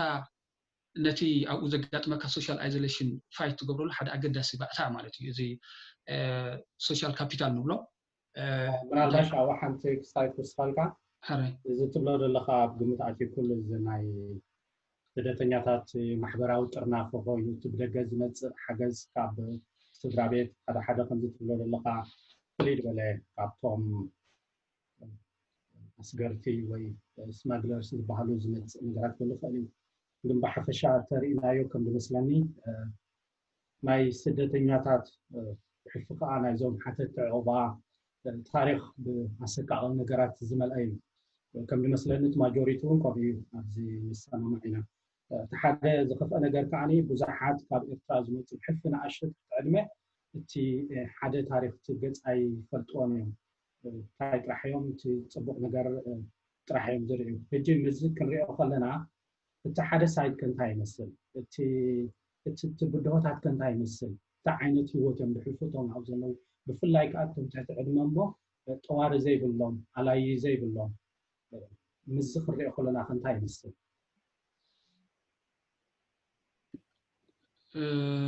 ያብ ትሕግዘኒ ሓዋላ ብሓን ፀገመለ ፅቡቕ ትሕተና እንታይ ንምባል ሕጂ ከምቲ ዝበልካዮ መራ ቮልነራብል ዝኾኑ ገሊኦም ጉጅለታት ኣለዉ ማለት እዩ ሲንግል ማዘርስ ክኾና ክእላየን ደቀን ሒዘን ዝኸዳ ቆለውዕ ትሕቲ ዕድመ እውን ክኾኑ ክእሉ እዮም ማለት እዩ ካልኦት ዲስኣድቫንቴጅ ዝኾኑ ወይ ዝሰንከሉ እውን ገለ እውን ክኾኑ ክእሉ እዮም ማለት እዩ ኣብ ብዙሕ ማዓስከራት ዝቕመጡ እውን ኣለዉ ማለት እዩ ከምኡ ማለት እዩ ሕጂ መብዛሕትኡ እዋን ትሕቲ ዕድመ እንተኮይኖም ብብዝሒ ክሳይ እንተዳሪና ንኣብነት ኣብ ማዓስከራት እንተኮይኖም ሓደ ፍሉይ ኣተሓሕዛ ግበረሎም ብዩኤንኤችሲአር ክኸውን ይኽእል በተን ቻሪቲስ ኣብ ዝቕመጣ ንኣብነት ኣብ ሸገራብ እንተሪእናዮም ኣብ ናቶም ካምፕ እንተኾነ ክስታዮም ዝቕመጡ ማለት ኣብዮም ዝሕዝዎም ምክንያቱ መራ ተቃላዕቲ እዮም ንፀገማት ማለት ቀልጢፎም ክትቆዕዎም ይኽእሉ እዮም ተም ስማግለርስ እዮም ተም ትራፊከርስ እዮም ካልእ ፖሊስ እዮም ክሕዝዎም ይኽእሉ እዮም ማለት እዩ ኣብ ካልእ ካብ ናተይ ተመክሮ ንኣብነት ኣብ ግብፂ እንተሪእናዮ እውን እቶም ኣነ ካምፓኒ ዝኾነ ዘይብሎም ብዩኤንኤችሲአር ገለ ሓለፋታት ዝግበረሎም ማለት እዩ መንበሪ ፍቓድ ወረቐቶም ቀልጢፎም ዋሃቦም ይኽእል ካልእ እውን ገንዘባዊ ሓገዝ እውን ይግበረሎም እዩ ማለት እዩ ከንቲ ተስፋ ኣለማቐዲሙ ክብለ ዝፀንሐ ሪሰትልመንት ወይ ናይ ምጥያስ እውን ዓብዪ ዕድል ይወሃቦም ንዕኦም ትሕቲ ዕድመ ንዝኾኑ ማለት እዩ ብፍላይ ስድሮኦም ወይ ከዓ كم ناتهم فاميلي أبزن ويسترن دقنا هجرات انتليم ناوم في فاميلي ريونيون ممكن سدوا مخوليهم حاجز كقبروا لهم في التنيم جن كان مبزحت وانتم قداياتنا يزنوا بلادنا يدخلوا بلاد أنا حكات أجمع زخونون الصامع مالتي بزح زجماتي زقوان فمنعهم كم نعشت متن كم قاضي يزاربوا عبرتها بزح دي بلهم سماغلرز كجويوام إكسبلويت كقبروا مخوليهم ترافيكرز ونكون خوليهم جنبتها سماغلرن ترافيكرن حجبة بين عينة كونسبت دي تسماغلر كان كنا هبتات سوالن كبلاد صنحه حجزتو كونو خوليم بزح حجزات غوبريم سماغلرس انت زي هلو ايرتراويان كاب ايرترا هو تصون سماغلرس يم تقوموا مالتي بحندبت كخدون ايكولون يمزم من الوم دلنا تحت عدمه كونو خول سينجل مامس كونا خلا زين بينن كغعزون ايكولون مالتي سميم تنفاسيليتيت تغبرو ግን ስማግለርስ ገበና አይገብሩን ማለት አይኮነን አመንገዲ ስማግለርስ ናብ ትራፊከርስ ዝልወጡሉ ኩነታት ውን አለው ማለት ወይ ናብ ትራፊከርስ ኩሸጥዎም ኾልየም ወይ ከዓ ምናልባሽ ከተተሓሓዛ ምስኣቶም ትራፊከርስ ከበይኖም ዲዮም ወይ ዞም ስማግለርስ ዲዮም ሰብ ዝሸጡ ዘለው እሱ ሓደ ዓቢ ቢዝነስ ናይ ክላንድስታይን ማለት እዩ ወይ ሕፅራ ቢል ዓቢ ክላንድስታይን ቢዝነስ እንዴት ስማግሊንግ and trafficking ገለ ዝበሃል መብዛሕትኡ እዋን እውን ብሓንሳ ይምሰርሑ ብዙሓት actors involved ትገብር ነገር ኢኻ تم سماغلرز بينهم ويتم ترافيكرز بينهم ترايونا يكونن بوردر سيكوريتيز كله خوليام ستيت اكترز كاب ستيتس بموصو مالتي نان ستيت اكترز كاهم زلبلايم سماغلرز كخونو خوليام ايرتراويان كخونو خولي كالوت كابتن ترانزيت نبلن صنحنا هاغرات كخونو خوليام كالوت ون كابتخاب زنقصاصو كخونو خوليام مالتي هذا صبغنا نفولتا هيستوري حجنا يرا شايدا ترافيكرز ناب ساينايدوم صود نبرو بدوين سونالو تمرا شايدا بينما يكونن كاب السودان ويكاب جلج أو يمن نسينا يدم صوخا قاليهم مسوم استحابروا إيرتراويان دم كالوت أبت لوكالس على لو مالتي نعوم نتم سدتنيا تدم صولم تمر شايدا بدوب كحالفون كلهم مسوم حجزوا من على لو مالتي بتبورد سكيورتيز قالنا قرات على لو مالتي ستيت أكترز حاجة هذا كلير دخلنا مصنعتي بزعبوا استجبره أي رأخون سجح حجي كن كوم ولا بتن كات ناتي صراحة كابت إكسبيرينس ناتينا تمكرنا يسرحها بعد جبس الناس صراحة النبر كوان مالتي ብዙ ሓበሬታታት ኣለኹም ስቴት አክተርስ ኢንቮልቭ ከም ትገብሩ ማለት እዩ እጂ ማለሲ በዛ ዓመይ በዛ ዝበልካ ሕጂ ዘም ደላሎ ወይ ከስማግለርስ ካብ ሓደ ቦታ ናብ ካልእ ቦታ ዘባጻጽሑ ማለስ ከም መጓዓዝያ እቲዮም ትራፊከርስ ንብሎም ዘለና ሃኒ ንሓደ ዕላማ ማለት እዩ ከምዚ ባዕሎም ንዝወሰንዎ መክሰብ ንዝርከቦ مودعتا كاب حدا بوتات كنت دشوط خذ لو تخلنا نفلاليم نخلو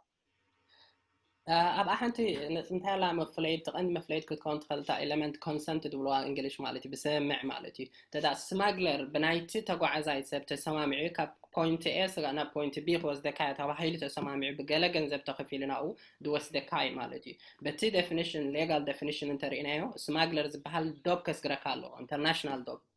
كاب اوش السودان سماغل تقبرك سماغلر اي بحني مالتي بزي هذا بوردر كونسبت نبعلو مالتي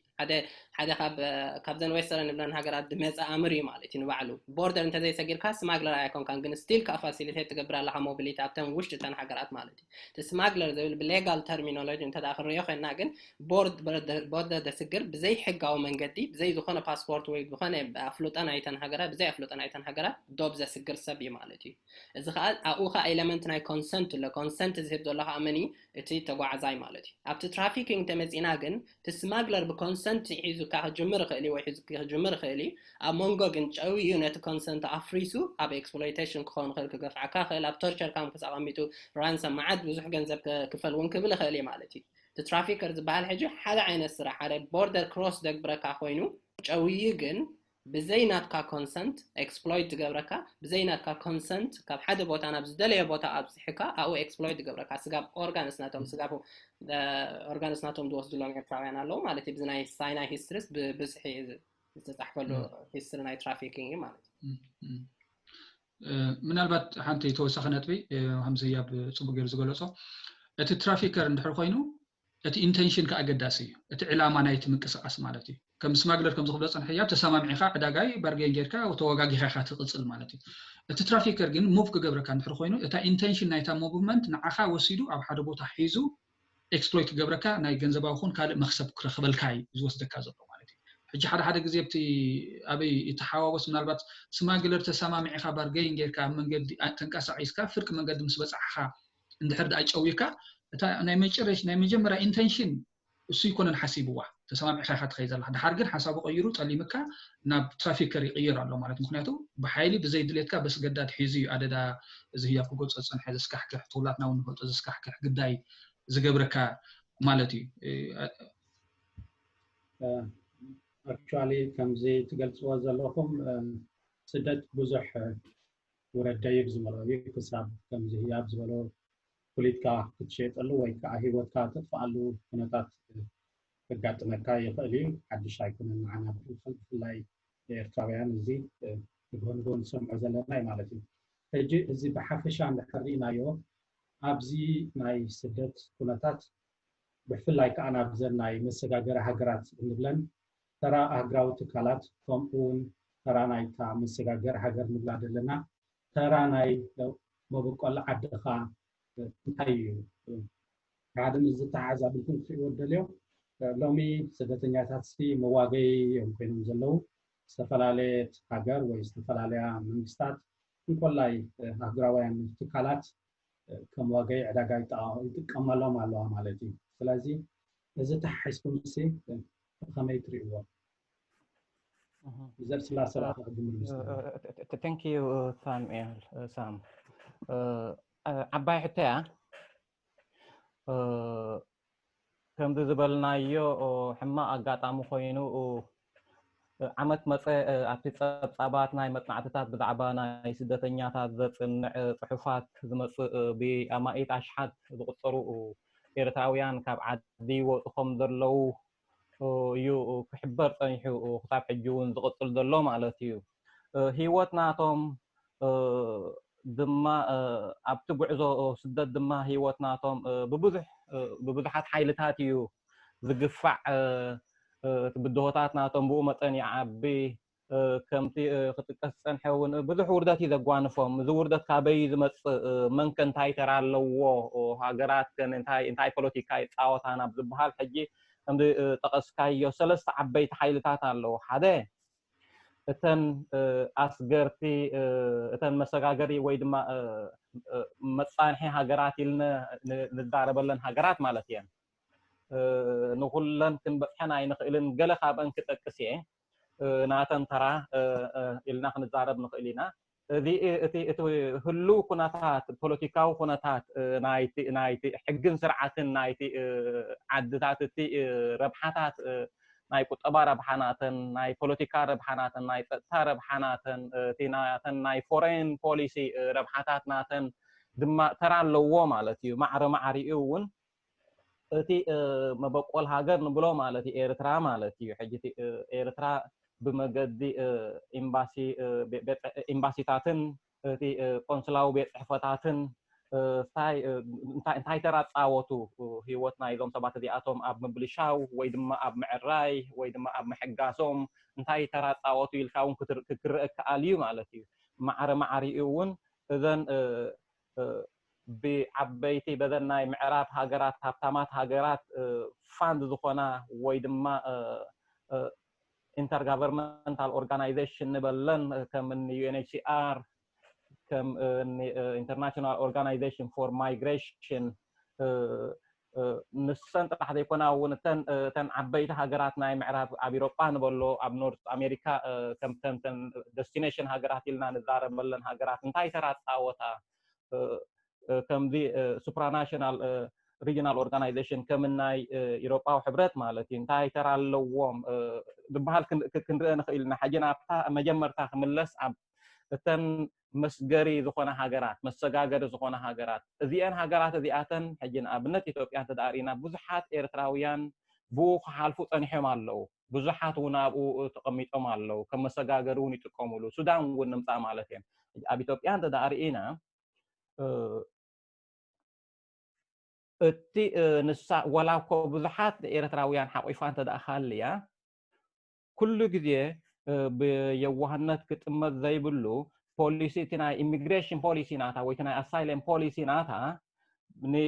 ናታ ናይ ጸጥታ ረብሓ እቲ ናይ ፎሬን ፖሊሲ ረብሓ እቲ ናይ ቁጠባ ረብሓ ናታ ኣብ ግምት እተወ እዩ ሕጂ ንኣብነት ብቐንዱ ናብ ኢትዮጵያ እንተጠሚትና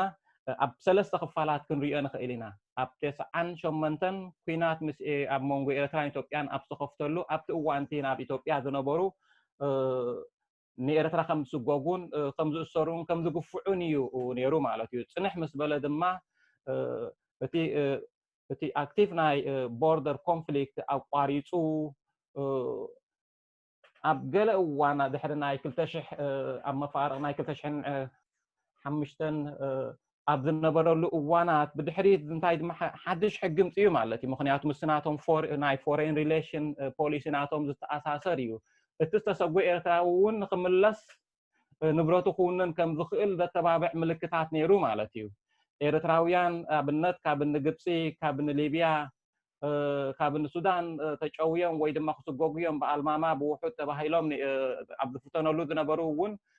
ኢትዮጵያውያን ኢና ኢልኩም ንኢትዮጵያ ክትኣትዉ ትኽእሉ ኢኹም ዝበሃል ሰያት ነይሩ ንኢትዮጵያ ዝኣትዉ ነይሮም ማለት እዮም ሕጂ ካብ እንታይ ዝብገስ እዩ እንተደኣ ኢልካ ፅቡቅ እዩ እቲ ኣብቲ ሕማቅ እዋን ኤርትራውያን ዝሓቁፍ ሃገር ንክረክብ ማለት ዕቁባ ዝህብ ንግዚኡ ዝህብ ሃገር ንክርከብ ብቆንዱ ክርአ ዘለዎ ግን ረብሓታት ናይቲ ሃገር እንታይ ዝኸውን እዩ ሕጂ ፀጥታዊ ፖለቲካዊ ረብሓ ናይ ኢትዮጵያ ንኡ ዝጥምት እቲ ካይዳታት እቲ ነይሩ ምክንያቱ ኣብ ኤርትራ ዘሎ ሓይልን መንግስቲ ኣብ ኢትዮጵያ ዝፀንሐ ክሳብ ኣፕሪል 2018 ዝፀንሐ ማለት እዩ ተጋጫዊ ሓይልታት ስለ ዝነበረ ተጋጫዊ መንግስታት ስለ ዝነበረ ኢትዮጵያ ድማ ኣብ ኤርትራ ለውጢ ከምፅእ ፀቕጢ ክገብር ይደሊ ስለ ዝነበረ ስደተኛታት ከም መጣልዒ ዝኾኑሉ ኣብ ፖለቲካ ናይዘን ሃገራት እዚኣተን ከም መጣልዒ ኮይነን ማለት እዮም ሕጂ ንኣብነት ኤርትራውያን ንሓቁፍ ኢና ንኤርትራውያን ስደተኛታት ኣለው ሂወት ናቶም ተበላሽዩ ሓቂ እዩ ጥዕሞም ካብ ኤርትራ ኣይምወፁን ግን ኢትዮጵያ ነዚ እውን ትጥቀመሉ እያ ማለት እዩ ምስልናታት ኣይንምግባር ድዩ ኣብ ልዕሊ ኤርትራ ኣብ ልዕሊ መንግስቲ ኤርትራ ፀቕጢ ንምግባር ድዩ ምናልባት ተቃወምቲ ኣብቲ ናይ ማዓስከራት ንክኣትዉ ዕድላት ብምፍጣር ድዩ ንሱ ጥራሕ ዘይኮነ እውን ብዓይኒ ቁጠባ ክርአ እውን እንከሎ እውን ዳርጋ ኢትዮጵያ ካብተን ዳርሊን ወይ ድማ ምሻለልካ ካብተን ተፈታዊት በተን ናይ ኣብ ምዕራብ ዝርከባ ናይ ኣብ ናይ ስደተኛታት ኣብ ናይ ረፊጂ ዝነጥፋ ኣብኡ መፂአን ኣብቲ ካምፕስ ንክሕግዛ እዚ ማለት ካብ ተዘዋዋሪ መገደን ንኢትዮጵያ ቁጠባዊ ረብሓ ኣለዎ ማለት እዩ ኢትዮጵያ እውን ነይሩ ኣብነት ሕጂ ንኣብነት ኤርትራውያን ክመሃሩ ይከኣሉ እዮም ዝበሃል ሰያት ነይሩ ፅቡቅ እዩ ፅቡቅ ሕጂ ንኣብነት ኣብ ከተማታት ከም ሰቦም ክሰርሑ ይከኣሉ ይበሃል ነይሩ ፅቡቅ እዩ ግን ንክልቲኡ ፈላሊኻ ክትሪኦ የብልካን ማለት እዩ ብዙሕ ግዜ መሳርሒ ናይ ፖለቲካ ናይ ረብሓታት ናይታ ሃገር መጣንሒ ሃገር ይኾኑ እዮም ንኣብነት ሕጂ ንኣብነት ኣብ ኣፕሪል 2018 ዝሓድሽ መንግስቲ ኣብ ኢትዮጵያ ዘሎ ምስ መፀ ኩነታት ናይ ኤርትራውያን ኣብ ኢትዮጵያ ዘለው ብኣሉታ ዝፀሉ ኩነታት እዩ ዝፍጠር ዘሎ ማለት እዩ ዝበናይ ክንሪኦ ንኽእል ኣብ ትግራይ ዘሎ ማዓስከራት ክዕፀ እዩ ዝበሃለሉ እዋናት በፂሕና ኣለና ማለት እዩ ምናልባት ካብ ትግራይ እውን ናብ ማእከላይ ኢትዮጵያ ክመፁ እዮም ዝበሃል ኩነታት ዘረባታት እውን ኣሎ ኣብ መንጎ መንግስቲ ኣብ ኤርትራ ዘሎ መንግስትን ኣብ ኢትዮጵያ ዘሎ መንግስትን እውን ብዛዕባ እዚ ጉዳይ እዚ ይዛረቡ እዮም እቲ ናይ ረፊጂ ኩነታት ብኣሉታ ዝፀሉ ይበሃል ኣሎ ሓድሽ ሕጊ እውን ዝወፀሎ ይበሃል ኣብ ኢትዮጵያ ማለት እዩ መን እቲ ረፊጂ ስቴተስ ክወሃቦ ዝኽእል መን ዕቁባ ክወሃቦ ዝኽእል ኣብ ኢትዮጵያ ዝበሃለሉ እዋናት መፂኡ ኣሎ እዚ ሕጂ ንኣብነት የርእየካ እቲ ማለት እዩ ተራ ሊብያ ተዳ መፂና እውን ሊብያ መሳርሒት ናይ ሃገራት ናይ ኤውሮጳ ኮይና ነይራ ምዕገቲት እያ ኮይና ነይራ መዳጎኒት ናይ ስደተኛታት እያ ኮይና ማለት እዩ ሕጂ እቶም ዎርለርድ معمر قذافي عبد نبرل اوان ديو معمر قذافي تاليو دحريو زمطتم وورلورد ديوم كم دليتهم خاب حجنا ابنت ناي هاجرات ناي اوروبا نيفي خاب ميديترانيان سيم زملسوم ابنت حجنا نسدتنياتات اب حماق كلتات نزلو مالتي اذا انتاي زريكا اتن انتاي وني مطمعتات زلو زحبر قذافي بهيوتو عبد نبرل اوان مسدتنياتات كفنوم يبلوم مالتي حجنا ابنت ربحاتاتنا مسدليو خاب اوروبا قال نجر مسدل مالتي حجي خم مسدتنياتات بحد وغن كم مسغاغري هاجر تري بحد وغن كاني ኣሉታዊ ውሳያት ኣለዎ ማለት እዩ። ሕጂ እዚ ክትሪኦ ከለካ ብዙሕ ግዜ ሕጂ ብረብሓቲ መሰጋገሪ ሃገር እንተሪእካዮ ፅቡቅ እዩ ሓደ ነገር ከሪአካ ክእል እዩ። እዚ ማለት ግን ኣይሕግዛን እየን ኣይሓቑፋን እየን ኢልካ እንታይ ንክትገብር ኣይትኽእል ኢኻ። ኣብ ጉዳይ ናይ ስራ ናይ ስታይ ምርኣይ እውን ፅቡቅ እዩ። ስራ ናይ ኤምባሲታት ናይ ኤርትራ እቲ ቆንስላዊ ቤት ፅሕፈታት ሕጂ ክልተ እዩ እተን ኣብ ኤውሮጳ ወይ ድማ ኣብ ኣሜሪካ ኣብዚ ዓበይቲ ሃገራት ዘለዋ ኤምባሲታት ናይ ኤርትራ ዝሰርሕኦ ስራሕ ካልእ ግዜ ክረአ ይከኣል ይኸውን ነብሱ ዝኸኣለ ስታይ እዩ። ብቆንዱ ኣብተን መሰጋገሪ ሃገራት ዘለው ኤምባሲታት ማለት እዩ ቤት ፅሕፈታት ተዳሪእና ኣብ ኣፍሪቃ ሕጂ ንኣብነት ኣብ ሱዳን፣ ኢትዮጵያ፣ ኣብ አንጎላ፣ ኬንያ፣ ሊብያ ዝነበረ ቅድም እዋን ማለት እዩ ኣብ ግብፂ እንተተኣሪእና ተራናይ ዞም ኤምባሲታት እዚኣቶም ቤን ክትሪኦ ኣሉታዊ እዩ። ቤን ኢኻ ክትሪኦ ዘለካ ንምንታይ ኣሉታዊ ኮይኑ ንምንታይ ህዝቦም እንዲኦም ናቶም ዜጋታት እንዲኦም ንምንታይ ኤርትራዊ ኤምባሲታት ክሕግዝ ዳኣ ተፅበየ እምበር ንምንታይ ዳኣ ተፃባኢ ኮይኑ ኢልካ ክትሓትት ትኽእል ኢኻ። እቲ ከምኡ ዘግብር ነቲ ኤምባሲታት እንታይ እዩ እዞም ሰባት እዚኣቶም ካብ ኤርትራ መውፂኦም ምክንያት ካብቲ ሕማቕ ስራሓት ናይቲ ስርዓት ካብ ንበል ሃገራዊ ኣገልግሎት ማዕረ ማዕርዩ ዝመፅእ ቁጠባውን ፖለቲካውን ማሕበራውን ቅልውላው ተዓዲ ዘሎ ካብኡ ሃዲሞም እዮም ዝወፁ ዘለው። እዚ ስርዓት እዚ ነዞም ሰባት እዚኣቶም ክፈልጦም ኣይደልን እዩ። እቲ ኤምባሲታት ከኣኒ ኣካል ናይቲ መንግስቲ ስለዝኾነ ድማ ክፈልጦም እውን ኣይደልን እዩ። ኣብ ገለ እዋን ኤርትራዊ ዝኾነ ወረቐት ወይ ዝኾነ ቆንስላዊ ኣገልግሎት ክወሃቦ የብሉን ዝበሃል ነይሩ ማለት እዩ። ኣብ መጀመርታ ኩናት ምስ ኢትዮጵያ ኣብ ዝተወልዓሉ እዋናት ምናልባት ዝፈልጥዎ ይፈልጥዎ ወይ ሂወት ተዘጋጠሞም ፈልጥዎ ሰባት ከይዶም ናብ ናይ ካልእ ሃገር መንነት ክቕበሉ ኣብ ዝብጋገሱሉ ዝነበሩ ወይ ድማ ዝጀመሩሉ እዋን ምስ ተፈጥረ ኩነታት ምስ ተፈጥረ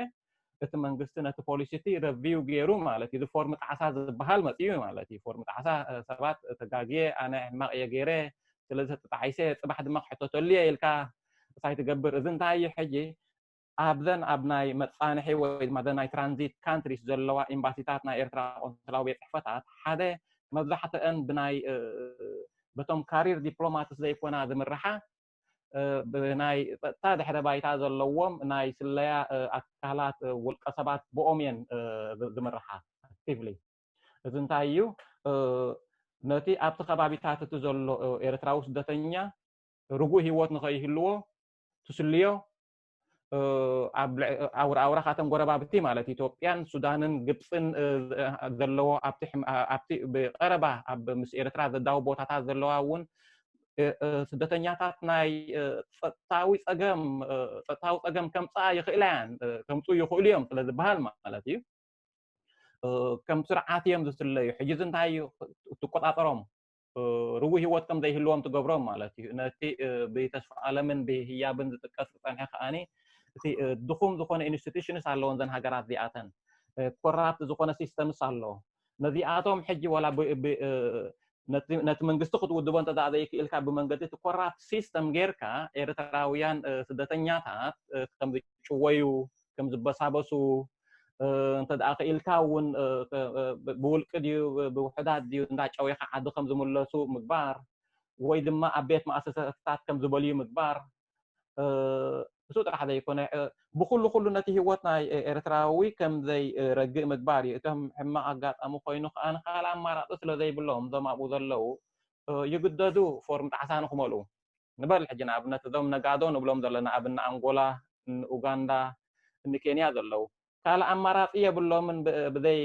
ፓስፖርት ናይ መንግስቲ ኤርትራ እንተደኣ ዘይሒዞም። ምክንያቱ እቲ ንብረት ናቶም ክዝረፍ እዩ። ጉዳያት ናይቲ ኮራፕት ሲስተም ክኾኑ እዮም ከም መንነት ክጥቀሙላ ስለ ዘለዎም ይግደዱ እቲ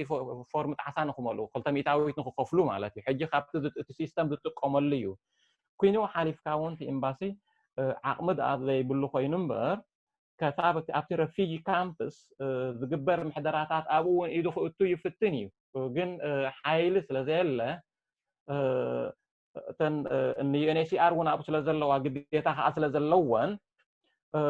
ክሳብ ክንድኡ ፅልዋ ኣለዎ ክትብል ኣይትኽእልን ኢኻ። ግን በትን ሂወት ናቶም የበላሽ እዩ። ኣብ ናይ ምናልባት ተስፋ ዓለምን ህያብን ይሕግዙን ቁርብ ክትንቅፈላ ብናይ ግሎባል ኖርዝ ዘለዎ ሃገራት እንተዳሪና UNHCR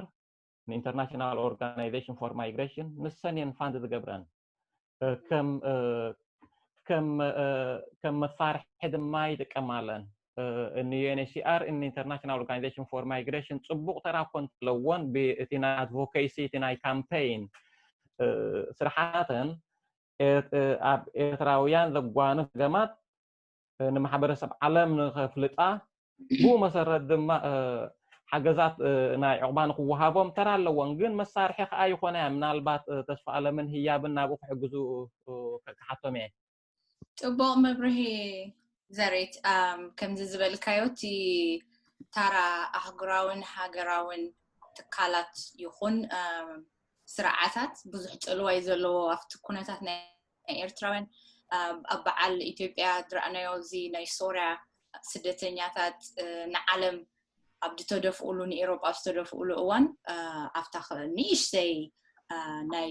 ተፀዋዒ ስደተኛታት ናይ ውድብ ሕብራት ሃገራት ዝነበሮ ባጀት ኣብ ናይ ኤርትራውያን ኣብ ኢትዮጵያ ዘለዉ ነቲ ባጀት ካብ ናይ ኤርትራውያን ስደተኛታት ኣልጊሶም ናብ ሶርያ ናይ ሶርያውያን ስደተኛታት ዘቕንዕሉ እዋናት ነይሩ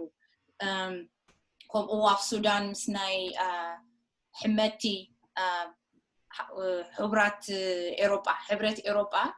ነቲ ናብ ሊብያ ድመጽእ ስደተኛ ካብ ቀርኒ ኣፍሪቃ ከምኡ እውን ናብ ማእከላይ ባሕርን ዝመጽእ ስደተኛታት ንምዕጋት ምስ ሕመቲ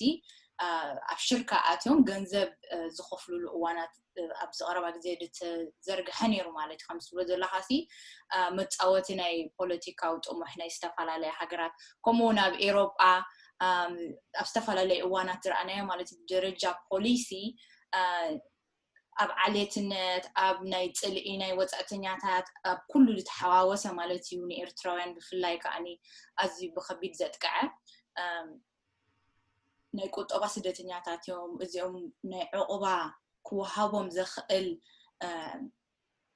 ከምዚ ብቑዕ ሕቶ የብሎምን ናብ ዝብል ናይ ፖሊሲታት ለውጥታት እንዳገበራ በዓል ዓዲ እንግሊዝ በዓል ዴንማርክ በዓል ኖርዌይ ብዙሕ ከምዚ ድፍኢታት ገለ ነይሩ ማለት እዩ ነቶም ኤርትራውያን ኣብ ሓደጋ ዘውድቕ ኣብ ናይ እስራኤል ዘለዉ ስደተኛታት ከምኡ ተመሳሳሊ ኣይ ዓዲ ኣይ በረኻ ሞንጎ ኮይኖም እቲ ተፀዋዕ ስደተኛታት ግን ወላ ሓንቲ ክሕግዞም ኣብ ዘይክእለሉ ወይ ናብ ደሓሻ ዓዲ ድዮም ክጣየሱ ወይ ኣብ እስራኤል ድዮም መሰላት ክረኽቡ ኣብ ብዙሕ እቲ ኤርትራዊ ስደተኛሲ ኣብ ዝሃለዎ ሃልዩ ብዙሕ ተፅዕኖታት ብዙሕ ተፃብቆታት የጋጥሞይ ማለት እዩ ካብተን ሃገራት ንባዕለን ከምኡ እውን ካብ ኣህጉራውያን ትካላት ሕጂ ናይ መጨረሻ ማለት ከመዛዘምሲ ንሕና ኤርትራውያን ኮይናስ ነዚ ከምዚ ዘጋጥም ኣብ ልዕሊ ስደተኛታት ኤርትራውያን ኮሌክቲቭ ኮይና ማለት እዩ ድምፅና ነስማዓሉ ከምዚ ዓይነት ሓደጋታት ከጋጥሞ ከሎ እቲ ህዝብና ሃኒ ተቃውሞና ከነስምዕን እቲ ናይ ኣድቮካሲ ወርክ ኣብዚ ከምዚ ዓይነት ነገራት ክንገብረሉ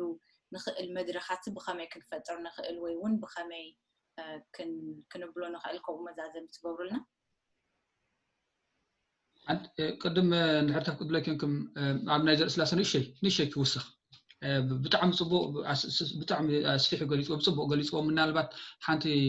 ክንጠቕሳ ይግባአና ኢለ ዝሓስባ እንታይ ኣላ ኣብ መንጎ እዚአን ናይ ምዕራብ ሃገራትን እተን ኣብቲ ዞባናትና ዝነጥፋ ሂማኒታርያን ኦርጋናይዜሽንስ እዘን ናይ ሰብኣዊ ናይ ሬፊጂ ኦርጋናይዜሽንስ ዋላ ንበለን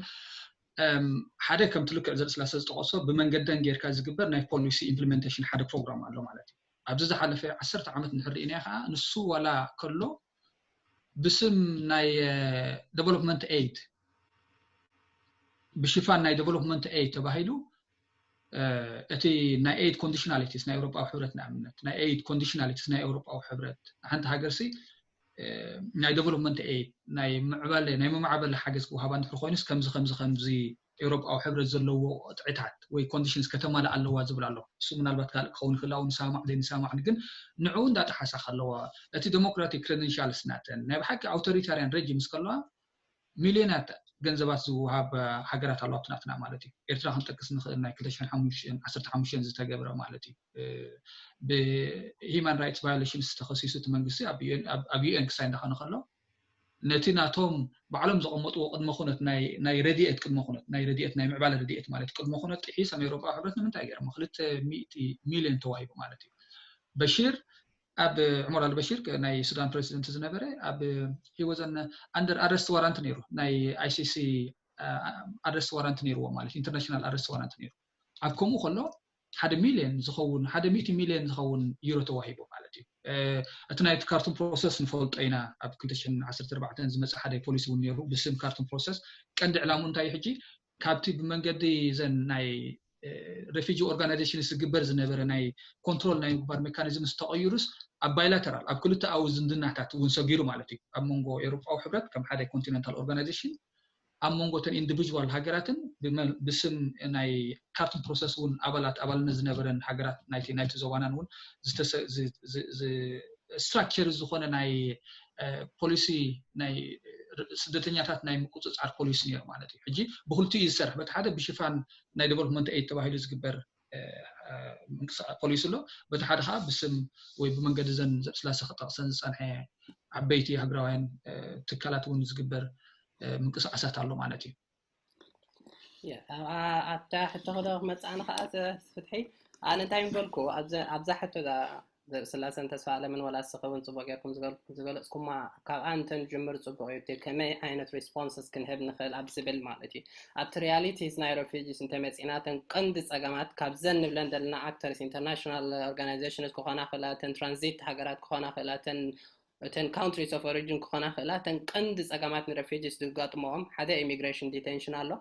ካልእ ዲፖርቴሽን ኣሎ ንሃገርካ ምምላስ ማለት እዩ ናብታ ትፈርሃላ ሃገር ምምላስ ካልእ ግፋን ካልእ ኤክስፕሎይቴሽንስ ኣሎ ማለት እዩ እዚ ተቀንዲ ሪያሊቲ እሶም ዝነብሩ ኤርትራውያን ዝነብሩ ዘለዉ ማለት እዩ ኣብ በዓል ሱዳን ክኸውን ይኽእል ኣብ ኢትዮጵያ ክኸውን ይኽእል ኣብ ግብፂ ክኸውን ይኽእል ኣብ ካልኦት ሃገራት ወላ በዓል እስራኤል እውን ክኸውን ይኽእል ማለት እዩ ሕጂ ነዚ ብድሆታት እዚ ብኸመይና ንሕና ሳኡ እንታይ ሮል ክህልወና ክእል እንዲያታ ሕቶናት ከም ዝረዳእኽዋ መወዳእታ ሓደ ከምዚ ንገብሮ ዘለና ሪሰርች ምግባር ንዑር ኣዌርነስ ሬይዝ ምግባር ሓደ ዓቢ ክስታይ ሮል ኣለዎ ክብል ይደሊ ማለት ሓደ ሪሰርች ጌርካ እቲ ደለ ሪያሊቲስ ከም ኢንሳይደርስ መጠን ከም ኣብኡ ብኡ ዝሓለፍና መጠንሲ ሓደ ክሊር ዝኾነ አንደርስታንዲንግ ናይ ነገራት ክህልወና ናይቲ ዳይናሚክስ ናይቲ ማይግሬሽን ናይቲ ንብሎ ዘለና ጸገማት ክህልወና ስለ ዝኽእል እቲ ቮይስስ ምስኦም ኮይና ብሓንሳ ንሕና ቮይስ ናቶም ክንከውን ደይኮነስ ምስኦም ኮይና ብሓንሳ እቲ ቮይስ እቲ ሪል ቮይስስ ክነምጽኦ ንኽእል ማለት እዩ ካልእ awareness raise ክንገብር ንኽእል ኢና ናይ activism ስራሕት ኣሎ ማዓት ካምፔይንስ ኣሎ ነዚ ዲቴንሽን ዲፖርቴሽን ደው ንኸብልዎ ዝሕግ ክሳይድ ገብሩ ዝቃለሱ ማለት እዩ ኣብ ግራውንድ እንተዳሪና ኣብ ግራስ ሩት ሙቭመንትስ ኣሎ ማለት እዩ በዓል ካይሮን ኣብነት ወይ ኣብ በዓል ሱዳን ገለ እንተሪኢና ነቲ ግፋስ ዝገፍዎም ዘለዎ መንግስቲ ነቶም ፖሊስ ዝቃወም ሰልፍታት ትግበር እዩ ኣብኡ እንታይ ክንሕግዝ ንኽእል ንሕና ከም ሓደ ቮይስ ዘለና መጠን ከም ኣብ ኤውሮጳን ኣብ ካልእ ዝሓሸ ቦታታት ምዕቆብ ዘሎ ዝሓሸ ምዕቆብ ዘሎ ቦታታት ንህሉሲ እንታይ ክንገብር ንኽእል ኢና ንሕና ኣብኡ ሕጂ ሊንክ ክንፈጥር ንኽእል ኢና ኣብ መንጎተን ፓወርፉል ንብለን ዘለና ዌስተርን ሃገራትን ኣብ መንጎቶም ኢንተርናሽናል ኣክተርስ ዝኾኑን ኣብ መንጎቶም ሬፊጂስ ናትናቶም ኣሕዋትና ኣብኡ ዝሳቀዩ ዘለውን ማለት እዩ እቲ ሓበሬታ ካብኦም ብምምፃእ advocacy ዲና ክንሰርሕ ካምፔይን ምግባር ዲና ክንሕግዝ ንኽእል ከም ዝበልና ሪሰርች ዲና ክንገብር ንኽእል እቲ ኣብኡ ዘጋጥም ነገራት ቅድሚ ዶክመንትድ ክኸውን ኣለዎ ክቃላሕ ኣለዎ ንኣብነት ኣንተ ወይ ጉዳይ ናይ ሳይናይ ክንብል ፀኒሕና ክንደይ ኣሽሓት እዮም ኤርትራውያን ኣብኡ ተቐዚፎም ዝሞቱ ማለት ብሂወት ዝሞቱ ነዚኦም ኣካውንተብል ዝኾነሎም ኣካል የለን እስካ ሕጂ ማለት እዩ መን ምዃኖም ከማን ክሊር ዝፈልጥ የለን ማለት እዩ ኣብ ባሕሪ እውን ክንደይ ኤርትራውያን ይሞቱ ኣለዉ መን ዝሕተተሎም ነዚኦም በስለምታይ ሜቶም ወን ሓራይ ናይ ኤውሮጳ ክመፁ ሜቶም ግን እንታይ መን ይዳሎ ሓደ ኣካውንተብል ዝኾነ ቦዲስ ክህሉ ኣለዎ ሕጂ ሓደ ዓብ ዝኾነ ስራሕ ኣሎ ማለት እዩ ክግበር ዝኽእል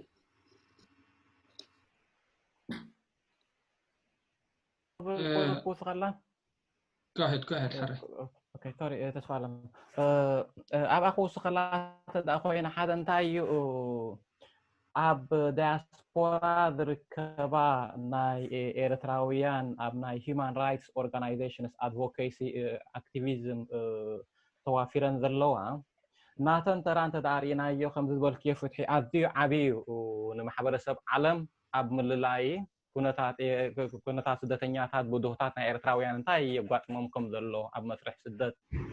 እንታይ ኮይኖም ካብ ዓዲ ስደዱ ከም ዘለው ንማሕበረሰብ ዓለም ኣብ ናብ awareness ናቱ ናብ ምዕባይን ብኡ መሰረት ድማ እዞም ሰባት እዚኣቶም እቲ ዝግባእ ሓገዛት ሰብኣዊ ሓገዛት ንኽረኽቡ ኣብ ምኽኣልን ዓብ ተራያን ተፃዊተን ማለት እዩ ኣብ መንጎ እተን ዝሕግዛ ሃገራትን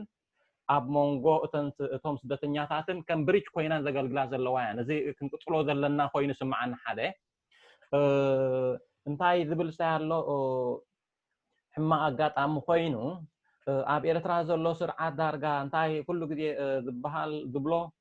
ልዕሊ 600 ኣብ ዝቀረበ እዋን ሕጂ ንኣብነት ኣብ ናይ ኣብዚ ዘለና ወርሒ ብሚኒስትሪ ኦፍ ኢንፎርሜሽን ዝወፀ ማለት እዩ ልዕሊ 600 ኣብ ደገ እዚ ኤርትራዊ እንዳበለ ዕቁባ ዝሓትት ሲ ኤርትራዊ ኮነን ይብል ማለት እዩ ሕጂ ንሕና ኩልና ናብ ዘለና ቦታ ንፈልጥ ኢና ኣብ ዓዲ እንግሊዝ ዘለና ኣብ ኣሜሪካ ዘለና ኣብ ዝተፈላለዩ ዘለና ከተማታት ኤርትራዊ ዘሎ መንእሰይ ክትሪኦ ከለኻ ንኣሽቱ ዓበይቲ ክትሪኦ ከለኻ ንሱ ስለ ዝበሎ ዘይኮነቲ ንሪኦ ዘለና ማለት እዩ ህዝብሲ ይፀንት እዩ ዘሎ ማለት እዩ ሕጂ እንታይ እዩ ኣብ ክንዲ የለን እንዳበልካ ሓቂ ዘይኮነ ሓበሬታ ዝወፅእ ዘሎ ከም ዘሎ ብቋንቋና ብፅሑፋትና ንሕብረተሰብ ናትናሲ ነቲ ብቐንዱ ነቲ ዕድል ዝረክብ ማለት እዩ ኣብ ዓዲ ዘሎ ናብ ሓበሬታ ከም ዝረክብ ምርካብ ኣብ ደገ ዘሎ እውን እንዳረኣየ ክርኢ ዘይከኣለ ንኡ ሓበሬታ ምስናቕ ተራክህልወና ይኽእል ኮይኑ ስምዓኒ ምክንያቱ ብስደት ዝመፅእ ለውጢ የለን ሕጂ ንኣብነት ሳምሶም ኣልዒልካ ፀኒሕካ ዞም vulnerable unaccompanied young ሓጋዚ ዘይብሎም ግዳያት ናይ ኪድናፒንግ ግዳያት ናይ ትራፊኪንግ ዝኾኑ ኣዴታት ምስ ቀለውዐን ኣብ ክንደይ ሓደጋታት ዝወጥቃ ስደትሲ ተመሪፅካ ደሊኻ ትኸዶ ኣይኮነን ሰባት ተገዲዶም እዮም ዝኸድዎ ሕጂ ዝያዳ ንሕናቲ ኣብቲ ናትና ከምቲ ዝበሃል ፀንሐ ኣብ ሪሰርች ሓሊፍካ እውን ከምዚ ሪኮርድድ ኢንፎርሜሽን ምትሕልላፍ ዓብ ተራ ኣለዎ እቲ ኣዌርነስ ናይ ሕብረተሰብና ኣብ ምዕባይ ወከምዚ ዝበልክሞ ኩላትኩም ምናልባሽ ከምዶ ኤርትራውያን ኣብ ደገ ብዙሓት ኣለዉ ምናልባሽ ዘልስላሴ ትገልጸ ፀኒሕካ ብዙሓት ካብኦም ኤርትራውያን ኣይኮኑን ይበሃል እዩ ብልክዕ ነዚ ናይ ኤርትራዊ ኩነታት ተጠቂሞም ኤርትራውያን ተመስሎም ከባኹም ዝሓትኩም ዘለዉ ዝርግፅ መፅናዕቲ ዘረጋገፀ እዩ ግን ኣለዉ የለውን ኣይኮነን እቲ ነገር ዝውስኖ ማለት እዩ ወላ እኳ እንተለዉ እኩላት ዝኾኑ ኣሰካፊ ዝኾነ ቁጥሪ ኤርትራዊ ኣብ ደገ ኣሎ ከባኻ ኣይሓትት ኣሎ ሓደ እሱ እንታይ ስለ ዝኾነ ከምዚ ህያብ ዝበሎ ርኢና እንታይ እዩ ትፀገሙ ክፍትሓሉ ክኽእል ኣለዎ ካልኣይ እውን እዞም ኣብ ከባቢና ኤርትራ ዘለዉ ብፍላይ ከዓኒ ከም ዓንቲ ወይ ዝበልኩሞም ናይ ፖለቲካዊ መሳርሒ ኮይኖም ዘለዉ ሓደ ሓደ መፅናዕትታት ይወፅእ ኣሎ ሕጂ ንገሊኦም ይደፍእዎም ኣለዉ ቋንቱ ኩኑ ተባሂሉ ገሊኦም ካብቲ ዝደለይዎ ቦታ ብኣስገዳድ ይቕየሩ ኣለዉ ይበሃል ኣሎ እዚ ሓደ ኔትወርክ የድልየና ኣሎ ማለት እዩ ናብቲ ትሕዚ ዝበለቶም ክመፅእ ሓደ ኔትወርክ ዝኾነ ናይ ኤርትራውያን ሲ ኣብ ኩሉ ዓለም ዘለዉ ናብ ኢትዮጵያ እንድሕር ኣለዉ ካብ ምስ ኢትዮጵያ ዘለዉ ስደተኛታት ንራኸበሉ ኣብ ሱዳን ዘለዉ ምስ ኣብ ሱዳን ዘለዉ ንራኸበሉ እሞ እቲ ሓቀኛው ዝኾነ ሓበሬታ ንረኽበሉ ኔትወርክ የድልየና ኣሎ ማለት እዩ ብኡ መጠን ከዓኒ ናቶም ድምፂ ናቶም ስቃይ እቲ ናቶም ቮይስ ነስምዓሉ እሞ መፅናዕቲ ገይሩ ብካልእ ድዩ ንገልፀሉ መገዲ የድልሎ መስለኒ እንድሕር ኩላትና ኮይና ካቶ ካደ ሳሚ ከይወዳእካ ከለካ ሶሪ ክልተ ነገራት ኣለዎ ተቐስኩም ክሓልፍ ዘይደሊ ንዕራፍ ክኢድኩም ለግዜ እንድሕሪብኩም እዩ ሓንቲ ካብቲ እዚ ፅቡቅ ገይሮም ገልፆሞ እንታይ ክንገብር ንኽእል ማለት እዩ ሓደ እቲ ቮይስ ናትና ክህልወና ኣለዎ ኣብቲ ዋላ ፖሊሲ ለብል ከማሲ ዊ ሃቭ ቱ ፑሽ ማለት እዩ ኣብዚ እንድሕሪኢኹሞ ኣብዚ ግሎባል ኖርዝ ስራሕ ዝወፅእ ፖሊሲታት ናይ እንታይ ሽመስል ንዓና ሪፍሌክት ዝገብር ኣይኮነን ኣይፈልጠናን እዩ ኣነሰ ሓደ ሓደ ግዜስ ኣይትረኸባን ኢኻ ነብስኻ ኣብቲ ዲስኮርስ ኣብቲ ኩሉ ዝበሃል ነገር ክትርኢ ከለኻ ማለት እዩ ሕጂ ኮስ ሪሶርስ የብልና እቲ ናብራና ከምዚ ንሪኦ ዘለና ናይ ባዕልና ኣብቲ ባይታስ ብድሆታት ኣለና ማለት እዩ ገና ይበፅሕናን ግን እንድሕር ዲስካስ ጌርና ካስ ክንገብሮ ዘይንኽእል ነገር ኣይኮነን ማለት ክንገብሮ ንኽእልና ሕጂ ኣይ ቶታሊ ኣግሪ ሓንቲ ደስ ዝበለትኒ ናይ ብሓቂ زحقوستني ابزي ممصعناي زي كورونا فيروس انتاي نيرا زي جلوبال سوليداريتي فور ኤሪትሪያንስ ኣብ ደገ ዝነበሩ ኤርትራውያን ዝበልዎ ናይ ገንዘብ ኣዋፂኻስ ነቶም ማዓስከር ስደተኛታት ዘለዉ ኤርትራውያን ኣሕዋትና መጠናዊ ናይ ንዋት ሓገዝ ምግባር ማለት ኣብቲ ግዜ እንታይ ዘርኢ እተን ሕቂመሎም ዘለዋ ሃገራት ሓገዝ ገብራሎም ኣይከኣላን ከም በዓል ዩኤንኤችሲአር ዝበሃል እውን እኹል ዝኾነ ሓገዝ ኣይገብሩሎን እዮም ብስደት ሓሊፎም በቲ ማዓስከራት ሓሊፎም ብኩሉ ማሕለኻታትን ብድሆታትን ሓሊፎም ኣብዚ ወስ ምስ መፁ በበታት ዝከኣለ ሰብ ኮንትሪቢዩት ገይሩ ንሕዋቱ ኣለና ዋላ ብውሕድ ዋላ ትገስተር ከማን እቲ ሲምቦል ከማን ኣለና ምባል ሕጂ ሓደ ካብቲ ናይ ብሓቂ ክነኣዝ ዘለዎ ተበግሶ ኮይኑ ረኺበ ኣነ ማለት እዩ ምናልባት ምስታ ናይ ፍትሕ ሕቶውን እዚ ክርአ ዝኽእል ኮይኑ ስማዓኒ ኣብቲ ሎንግ ተርም ፊቸርስ እንታይ ክግበር ይኽእል ዋላ ሳስተይናብል ይኹን በትናትና ዘለና ፋይናንሻል ዓቕሚ ኩላትና ግን ገለ ክግበር ዝኽእል ነገራት ኣሎ ድንድሕር ክርአ ዝኽእል ኮይኑ ኣይ ቲንክ ሓደ ጽቡቕ ተበግሶ ኮይኑ ረኺበ ካልእ እዛ ሳብ ምዝጠቐስከያ ኣብ ነፍሲ ወከፍ ሃገራት ኣብቲ ኣሕዋትና ዘለዎሲ ካብቲ ግራውንድ ካብቲ ባይታ ክመፅእ ዝኽእል ሓቂ ኩነታዊ ሓቂ ሓበሬታ ናይ ምርካብ ተኽእሎታት ክንሰርሕ ኣለና ንዓ ክንርኢ ኣለና ትብል ኢትስ አ ቨሪ ቨሪ ኢምፖርታንት ፖይንት ትፈልጥዎም እንድሕር ኮይንኩም ምናልባት ኣምሹር ብዙሓት ናይ ኤርትራውያን ሲቪካዊ ምንቅስቃሳት እውን ኣለዋ ብፍሉይ ዝፈልጦም ኣነ ንህያብን እውን ምስኦም ኣብ ዝተወሰነ ግዜ ኢንቮልቭ ጌርና ነርና እዚኦም ምንቅስቃስ I hope I don't mind me mentioning their name ምንቅስቃስ ኤርትራውያን ዲሞክራሲን ሰብኣዊ መሰላትን ዝበሃሉ ኣለዉ ሕጂ ሰም እንታይ ኣለዎም ምናልባት ክንሓቶም እውን ንኽእል ኢና እቲ ሞዴል ናቶም እዚ ሆት ስፖትስ ኣለዎም ኣብ ሱዳን ኣብ ግብፂ ኣብቲ ናትና ሬጅን ዘለዎ ሃገራት ናቶም ሓበሬታ ካብቲ ባይታ ዝህብዎም ሓበሬታ ኣለዎም ኣብ ነፍሲ ወከፍ ሆት ስፖትስ ኣለዎም ማለት እዩ ሕጂ ሎቢ ክገብሩ እንድሕር ኮይኖም ኣድቮኬት ክገብሩ እንድሕር ኮይኖም sometimes ወይ ኒውስሌተር ከውፅኡ እንድሕር ኮይኖም ወይ ሪፖርት ብሪፍ ዝኾነ ሪፖርት እንተዳ ፖሊሲ ኒውስ ብሪፍ እንተዳ ክፅሕፉ ኮይኖም ናይ ብሓቂ ካብቲ ባይታ ዝመፅእ ሓበሬታ የምፅኡ እዮም ማለት እዩ ሕጂ ከም ሞዴል it's a very workable ኣገዳሲ ሞዴል ማለት እዩ ምናልባት ንዘራረቦም ክንዕድሞም እውን ንኽእል ሓደ ግዜ ሓደ መዓልቲ ኮንቨርሴሽን እንታይ ይገብሩ ብኸመይ ክሰርሑ ብሓባር ብኸመይ ክንሰርሕ ንኽእል ካልኦት ኤርትራውያን ኣብዚ ምዕራብ ዘለዉ ብሓፈሻ ብኸመይ ኢንቮልቭ ክንገብር ንኽእል ኣብ ከምኡ ግሎባል ኔትወርክ ናይ ምፍጣር ዝብል ሓሳብ ቀሲልና ክንሪኦ ንኽእል ኣገዳሲ ነጥቢ ኮይኑ ይስማዓኒ ዘረባ ንውሕልኩም ከይከውን እሞ ፍትሒ ኣኽለና ዶ ደቃ እሞ ንሎሚ ናብ ዝወዲእና ኣለና እዚ ከዓ ኣብ ካሊእ ግዜ ንቕፅሎ ማለት እዩ ምክንያቱ ሓፂር ኣርስቲ ይኮነን ቀፃሊ ዝኾነ ኣርስቲ Thank you. يقنيلنا thank you